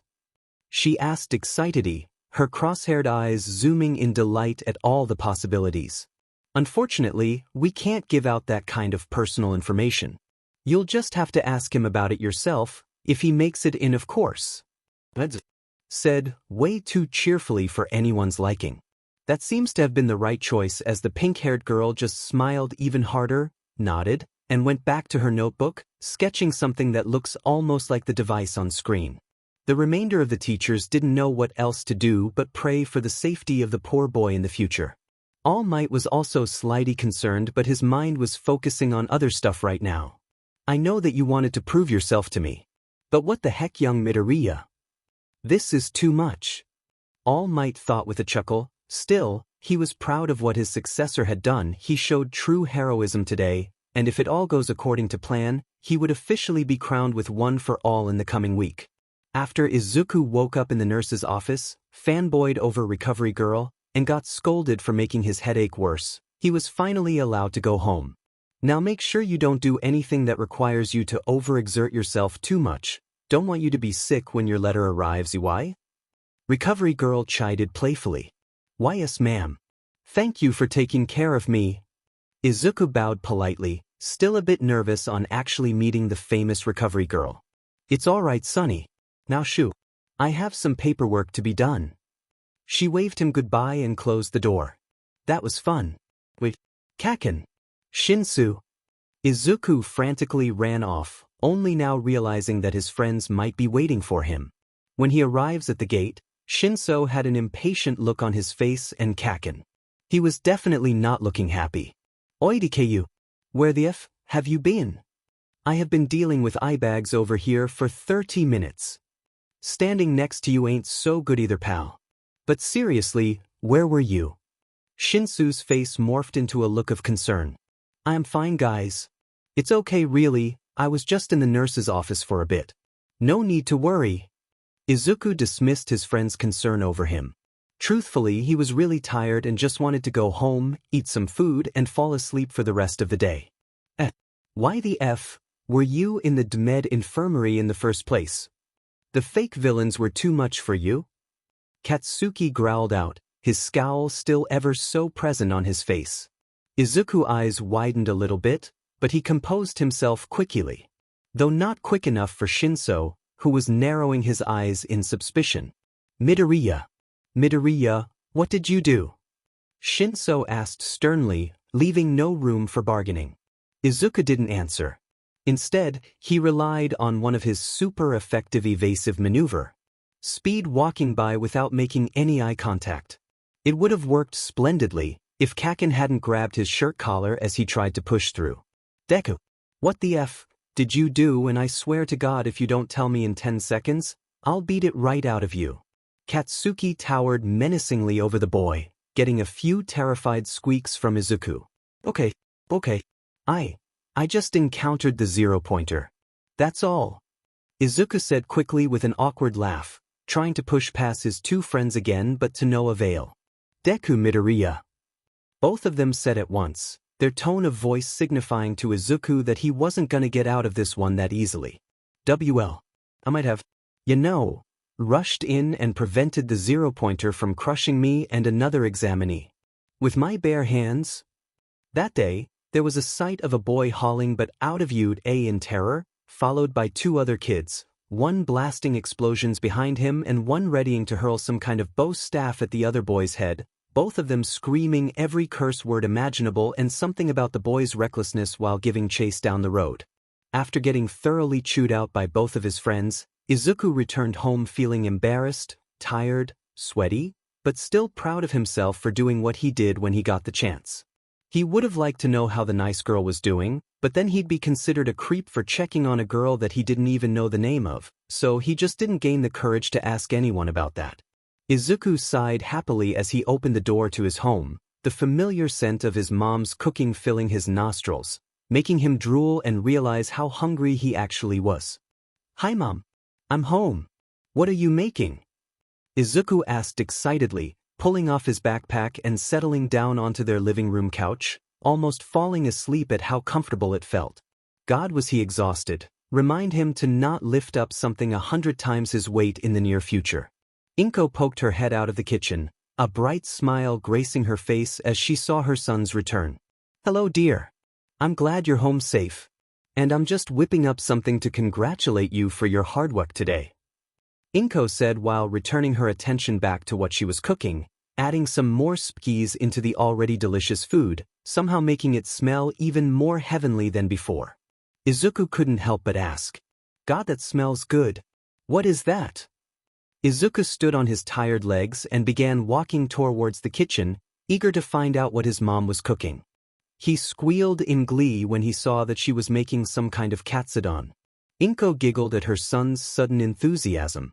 It's a special recipe that your grandmother used to make for me as a kid. I tweaked it a little bit, considering how you like to eat spicy food. She grabbed a bowl and began to put it all together. Izuku just drooled even more. It looked like a meal that you would see in a 5-star restaurant. His mom couldn't have put the bowl down for more than 3 seconds before Izuku started reaching for his chopstick and digged in happily. Thank you for the meal, Izuku said with a mouthful of food, letting out a satisfied groan at how good it tasted on his tongue. Inko just smiled even brighter. You deserved it, Izuku, after all the hard work you've done to get to where you are. I haven't seen you that happy for a while now. I'm glad that you're taking better care of yourself when I couldn't be there for you, Izuku. Oh, I'm so proud of you. Inko hugged at her son tightly, her eyes getting a bit teary as she does. Izuku looked at his mom and with a reassuring smile, hugged her back and comforted her. It's okay, Mom, you did everything could to help me the best you can. And I love you for that. I love you too, dear. Inko responded, still sniffling. Inko wiped her eyes for a bit, smile still present on her face. Well, I'm gonna go make some tea now, dear, and there's an extra bowl for you if you want more. Izuku nodded enthusiastically, still shoving more food into his already full mouth. Today was definitely one of the greater days in his life, and he hopes that this kind of thing would happen more often. I wonder how's everybody else is doing. Katsuki Bakugo just wanted to go sleep, that's all he wanted, but did he? No. His parents just had to pester him about how he did at the exam. Teach, like he didn't ace it and showed all the other extras who's boss like always. Oh, I'm so happy for you, son. You made us so proud. His dad, Masaru Bakugo, cheered encouragingly. To be honest, he really liked it when his dad did that, but he would rather die than say it out loud. Yeah, whatever. Katsuki said, not looking any of his parents in the eye. God, he was so tired. Let him go already. What he said, brat, also I got you something. You might like it. His mom, Mitsuki Bakugo, said with a smirk, confident in her gift. Katsuki scoffed. Yeah right, what the hell can you Jadesh? A box was dropped into his lap, stopping him from ranting any further. It seems just like a typical present. A big red bow on top, some All Might themed wrapping paper, some holes on the outside. Wait, what? The F is the sheet? You didn't even bother to get me a present without having holes in it or something? He gave his parents an incredulous look, not even bothering to look inside said holes. Just open it, Katsuki, Mitsuki said in exasperation. Fine ya old hag, after this I'm going to my room. Katsuki trailed off upon seeing what his parents gave him. It was a goddamn FING puppy, and not just any FING puppy, it was a FING Pomeranian. It's had the same ashen blonde color that he and his mom have. Its eyes were black, like the boba that he usually drinks. Its fur were also pretty puffy, almost like it had spiky hair. Okay, seriously? It yipped at Katsuki with a small bark, doing things to his heart that he FING loved, though he wouldn't admit that just yet. Why the F dash, did you give me a FNG puppy? Katsuki picked the little BSRD up and eyed him. They both stared at each other silently, that is before the dog began to lick his face excitedly, tickling him. Stop. Stop you dmed BSRD. Your tongue smells like sheet. I'll effing kill you, Katsuki said, suppressing the smile that threatened to appear on his face. He pushed the dog away again, who was still wagging its tail out of sheer happiness. Sheet. This thing is too effing cute to kill. So? Do you like him? If not, we could always return him. Mitsuki said, feigning ignorance, slowly reaching for the dog before Katsuki yanked him back. Who the F said anything about returning this BSRD? You gave it to me, so I if you decide that sheet. Katsuki eyed his mom with an angry glare, hugging the dog protectively to his chest, who was still trying to lick his face, so it was very hard to keep his composure right now. Mitsuki looked at her son, then at the dog, then at her husband, who gave her a look of understanding and smiled, which in turn made her smile too. If you say so, brat. Sue, what are you gonna name him? She asked eagerly with a sheet-eating grin. None of your business. Katsuki growled out, now holding the dog in his lap. He looked down, taking a clear look over the dog, and came up with the perfect name for him. Your FING name is now BSTRD. You got that through your furry little ears? Katsuki asked while looking at the dog with the seriousness that rivals a businessman. Bitsy answered with another excited yip, his tail still wagging back and forth in happiness. It tried to lick Katsuki's face again, but was stopped with a boop to the nose, causing it to stumble over on the blonde's lap with its legs in the air, panting quickly, while still looking expectantly at Katsuki with its big round black eyes. Fine. Come here, you little sheet. And as Katsuki rubs his new friend's belly, letting a genuine smile grace his face. Mitsuki silently recorded his interaction, trying to not burst into tears at how happy her son looked.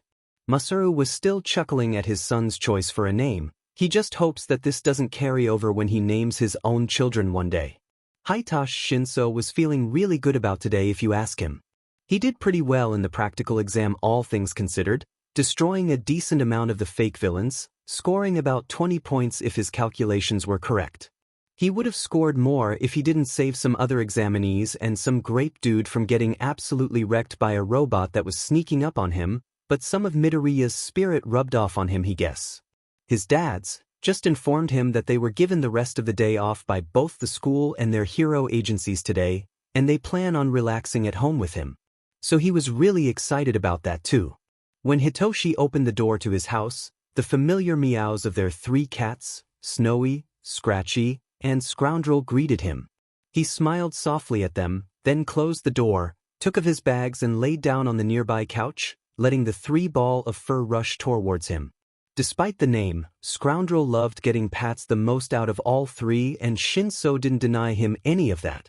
Snowy laid down calmly next to him, purring cutely near his ear.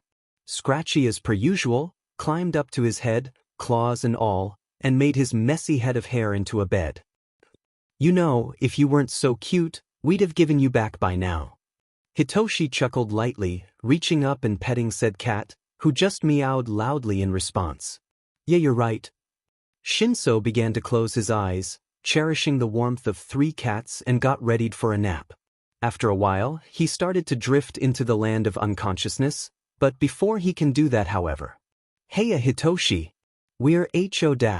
Hisashi Yamada was stopped from yelling any further by his husband's capture weapon, who was not dealing with his sheet right now. Hisashi! I beg of you, stop using your Dmed quirk when you enter our house. I'm building up a migraine every time you do. Shoyuda Izawa growled angrily, irritated at his husband's shenanigans. Oh come on. Hitoshi doesn't mind. I do actually. Stop doing that. The boy deadpanned, annoyed at being interrupted during his nap. Hisashi gasped dramatically. Honestly, I came here to have a good time, but I feel so attacked right now. Hisashi exclaimed while resting a hand on his forehead, sprawling down into their living room floor, where 3 confused cats were now sitting. But now stop it with the Dmed memes. Shoyuda grumbled, picking up Scoundrel and walking into the kitchen to get himself a jelly pouch. It's not like he doesn't understand them or anything like that, it just annoys the heck out of him that Hisashi just keeps using the same ones over and over again. Hisashi pouted. You guys are no fun at all. Only Scratchy appreciates my sense of humor, isn't that right? He cooed at the cat, stroking its head lightly, which is returned by a soft purring and an attempt to climb into his hair. All right then, you little rascal, up you go. Hisashi said happily, steadying a cat on his head while moving to sit on the couch with Hitoshi, who was still kinda miffed that he only has 1 cat now. Hitoshi pouted at both of his dads. I was having such a good time simulating death before you two came around and ruined it. Now you even took my fur blanket. How am I supposed to function in these conditions? He then acted like he was appalled, getting amused looks from both Hisashi and Shoyuta. Hisashi cleared his throat before he kneeled on the floor, deciding to go along with his son. My lord, how can I, a humble jester, ever be forgiven for such a heinous act? He pretended to grovel, shaking his son's pant leg while trying to hold back his building laughter. Shoyuta sighed, not participating in their business, and went back to his jelly pouch. Though he couldn't say that he didn't find their improvisation impressive. Hitoshi tried his best to stifle his oncoming giggle, emphasis on tried. But he composed himself quickly enough. Ahem, you're quite right, my jester, this act should call for your execution. But alas, I'm feeling quite merciful today, so I will allow for you to be forgiven. If you tell me my scores for the exam, that is. He gave his dad a hopeful look, before it turned into one of horror when his face turned sad. Hisashi noticed his son's rising panic and frantically reassured him. Hitoshi, it's not like that. We just haven't gotten to grading your site yet, so we couldn't tell you even if we wanted right now. I'm so sorry. He hugged the poor boy, hoping that this would calm him down a little bit. It kinda did, but he was still visibly distressed. Shoyuta, after seeing this happen, decided reluctantly to join in on the hug too. But it's not like we can tell you anyways. It's unprofessional of us and unfair to all the other applicants who also applied and have to wait for their results. Also, I'm pretty sure Nedzu have cameras installed in our house specifically for this occasion.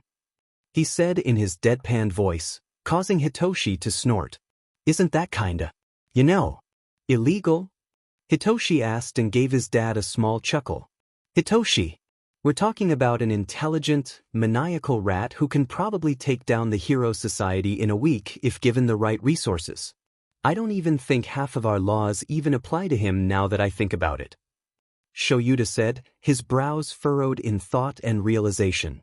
Both Hisashi and Hitoshi shuddered, the image of Nedzu maniacally laughing as everything around him burns popped up into their minds. Hisashi was the first to break out of his stupor. Let's not worry about that. How about we start watching some movies? I just got a new, well, not new, but something that my mom sent out to me in a box of stuff from her old house. He excitedly stood up and ran into his room, leaving Shoyuta and Hitoshi behind to prepare the snacks and other necessary things. After 5 minutes of rummaging around, Hisashi ran back out and almost tripped on the 2 cats that were standing in the way, earning him 2 annoyed hiss. Found it. It doesn't look old, but apparently, it's an ancient film that was made in the pre-Quark era. She managed to transfer the original movie into a more modern format for us to watch. I don't know what it's about, but the name sounds cool. Hisashi called out while preparing the movie on the TV, settling snugly into the couch after he was done. Shoyuta was actually getting kinda curious, what's so interesting about this movie?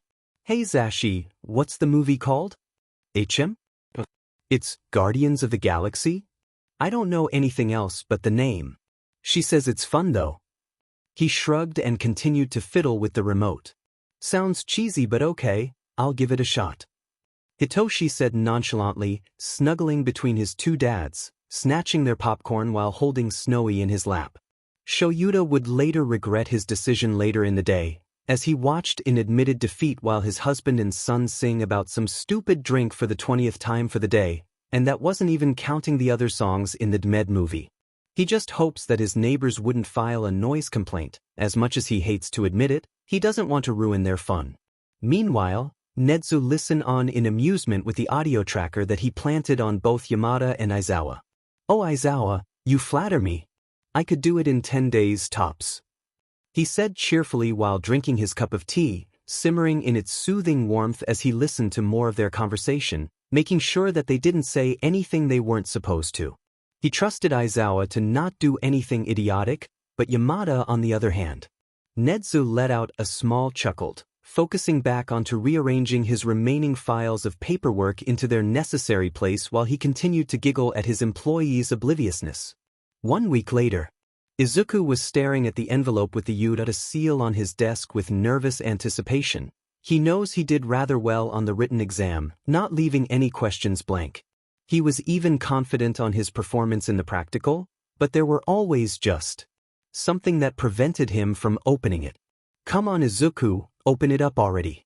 What's stopping you? What if it's a rejection letter? What if it's just here to say I can never be in the hero course? Present Mike said to avoid the 0-pointer, so what if destroying its Han dash? Dude, the robots were made to be destroyed, you can't get in trouble for doing what they told you. But what if they made an exception just for me? How the F does that make sense, brain? He made a look of disbelief at his own train of thought, negative thoughts or not, that's a reach. Izuku sighed, feeling really tired of arguing with himself for the past half hour. So, against all his thoughts that was going against him, he ripped open the envelope messily, dropping some sort of small device on his desk. He was confused for a moment, until it started to activate a hologram, showing, I am here. The projection. The familiar voice of the number 1 hero rang out through the room. All Might. Isn't this stuff sent by U.A? What are you doing here? Izuku asked, forgetting the fact that the All Might in front of him wasn't real. All Might started to answer again. My apologies, young man, but with great power comes great amounts of paperwork. Stopping his energetic spiel to stifle a cough, making Izuku wince a little bit at the implication. I should be mad that you plagiarized my mom's line, but geez, All Might, take it easy. Izuku thought sadly for the man, even with his state of health, and he's determined to record these for the students. Anyways, the reason I came to this city isn't just to fight out of control villains. You, my boy, is looking at the newest faculty member of U.A. All Might said proudly, his iconic grin as big as ever as he put his hands back on his hip. No way. You're serious? You'll be working at U.A now. Izuku couldn't help but be astonished at the man. All Might nodded like he saw Izuku through the screen, but not before he was apparently scolded by a person on set, telling him that they don't have enough time for personal messages. He snorted at the scene, seeing All Might groan in realization as they inform him of how many of these that he has to make after this one was pretty hilarious. Right? Moving on. You have passed the written test with an outstanding score, topping out at 98%. Higher than anything that we've seen in the last few years. That is an accomplishment not many can achieve, so take that to heart. All Might beamed, almost proudly if he wasn't trying to keep their relationship a secret. Izuku nodded dumbly, still comprehending that he was one of the highest in the written test. Now on to more pressing matters. You got yourself 57 combat points in the practical exam, that would usually qualify for a passing grade, but... Izuku perked up, focusing on All Might's words even more now, his thoughts running a mile a minute on what All Might could possibly say. If that was all there is to it, you would have stood firmly at 9th place. Before you ask what I mean, take a look at this video. All Might pointed dramatically at a nearby screen with a remote with a soft click, the screen changed. Excuse me, sir, That voice, it can't be. Izuku focused even more, the person standing there clearer than ever. The nice girl. Why is she here? After the test, she came to us to negotiate about what you ask. Well, let's find out. All Might clicked the remote again. The girl continued. Do you know the examinee with the curly hair and freckles? Kinda plain? She's talking about me? Why? Is it possible to give some of my points to him? If it wasn't for me, he would have had the time to gain more points if he needed. So if you can, at least give him the points that he lost because of me. He saved me, the girl said with a serious look, staring pleadingly into Present Mick's eyes. Izuku was honest to God baffled as to why someone would go out of their way to do this for him. He just rushed in to help the girl, that's all. Anyone else would have done the same. So why? Why was someone wasting their tea? No, stop that. You're not a waste of anybody's time, Izuku, remember that. He reminded himself, even though things were turning out for the better, his negative thoughts still persist onward, like a pesky cockroach. All Might's voice shook Izuku out of his somber thought. In addition to mastering your newly developed quirk, your actions spurred others to act. That is why the entrance exam the other day wasn't graded only on the villain points. Izuku's eyes widened, realization kicking in. The video continued again, showing present Mike patting the girl's head reassuringly. No can do, listener, I can't share your points even if you beg me. But I think you don't need worry, listener, something tells me he's gonna do just fine. All Might stood in front of the camera as it slowly and dramatically lifted up to his face. What kind of hero course doesn't award people who save others and do the right thing? Call that excuses? Bring it on then. This is a profession where we risk our lives to make them into reality. No. Does it mean? Rescue points. Given by the examiners. The most basic quality Yuta looks into. All Might announced loudly, seemingly getting more energetic as the speech goes on. Izuku Midoriya.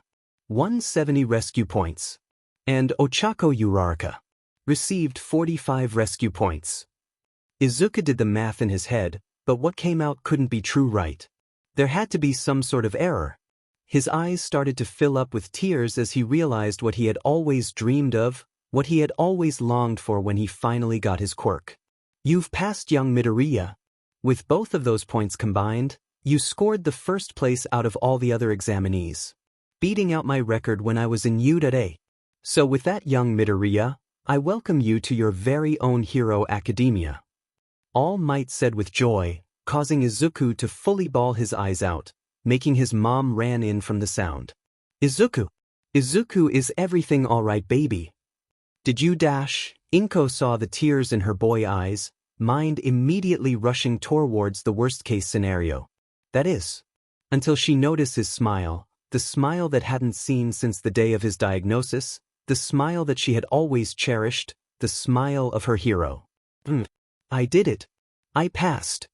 Izuku embraced his mom into a tight hug, crying tears of happiness onto her shoulder.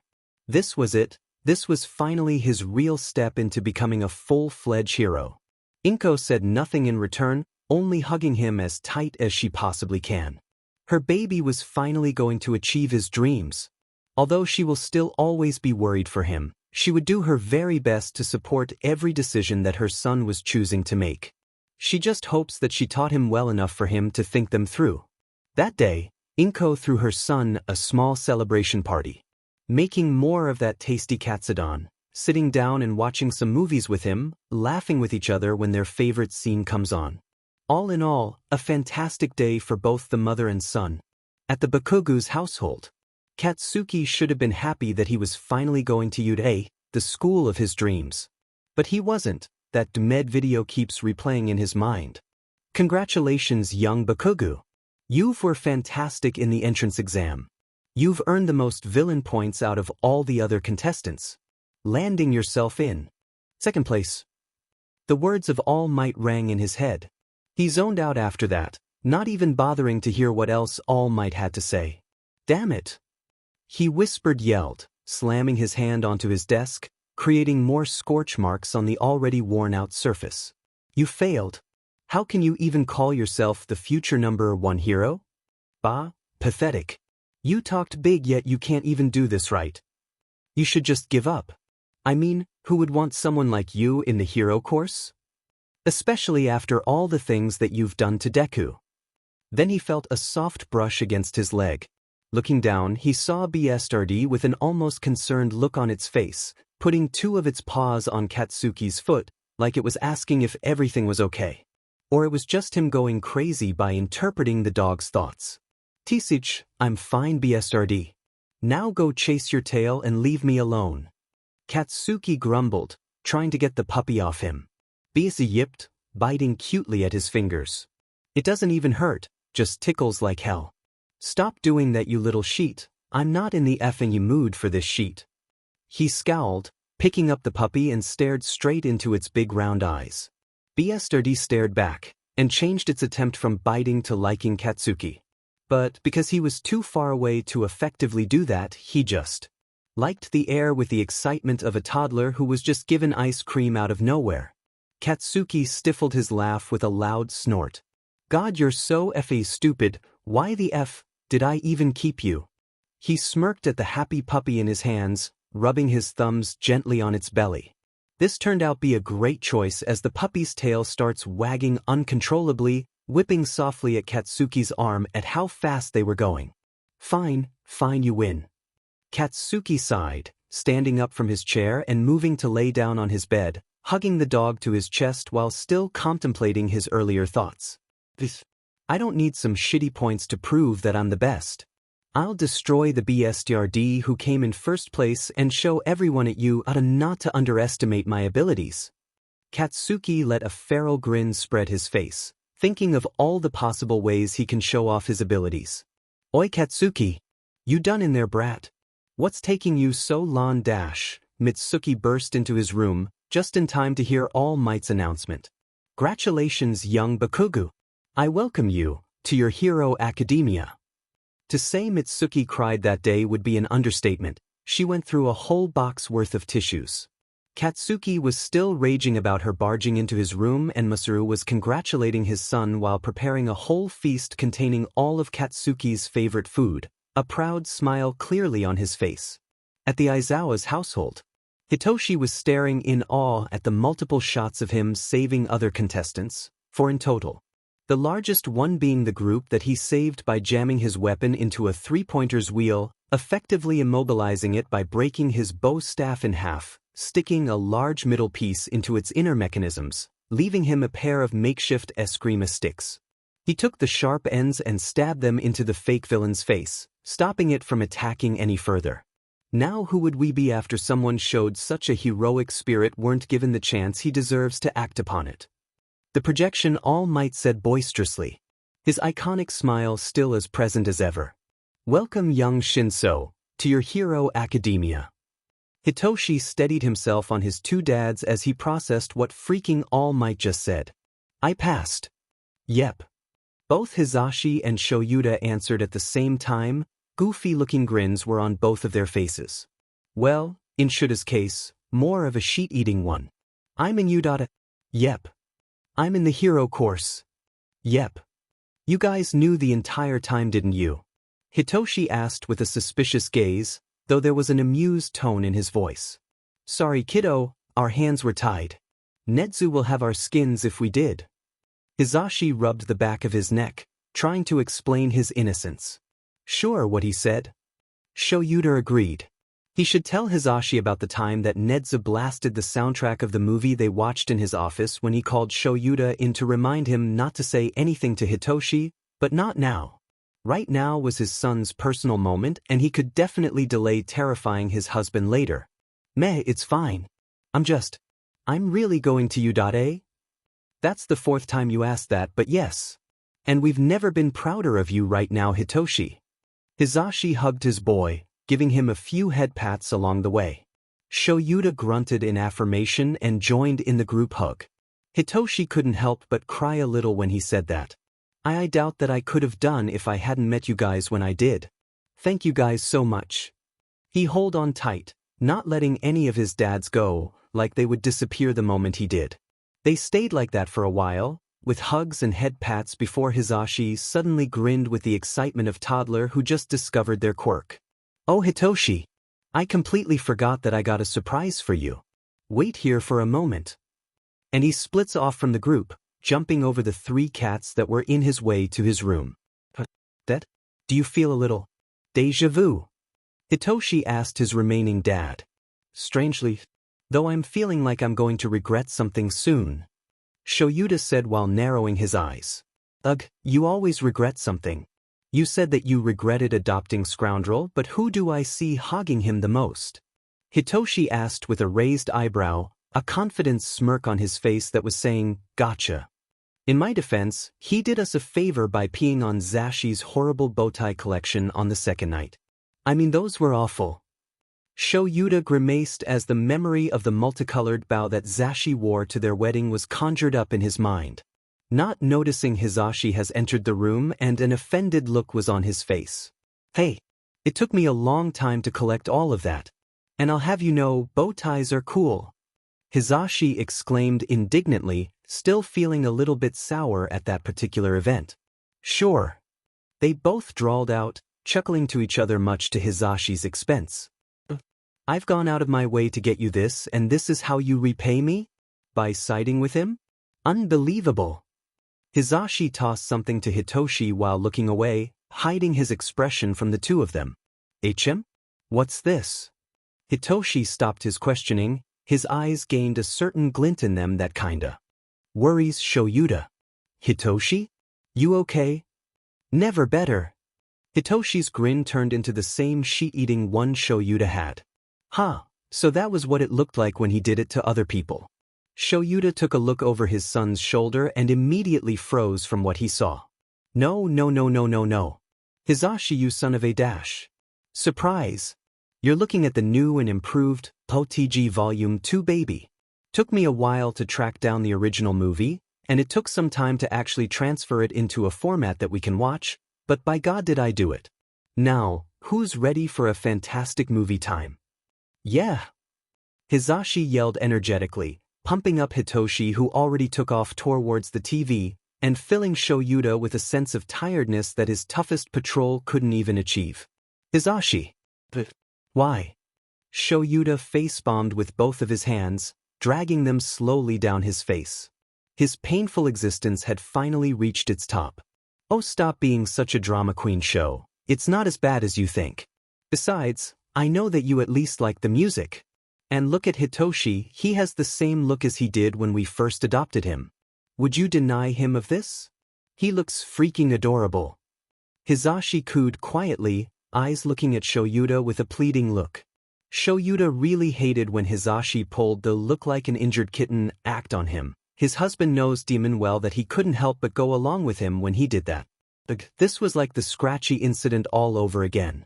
Alright, fine. This better be good.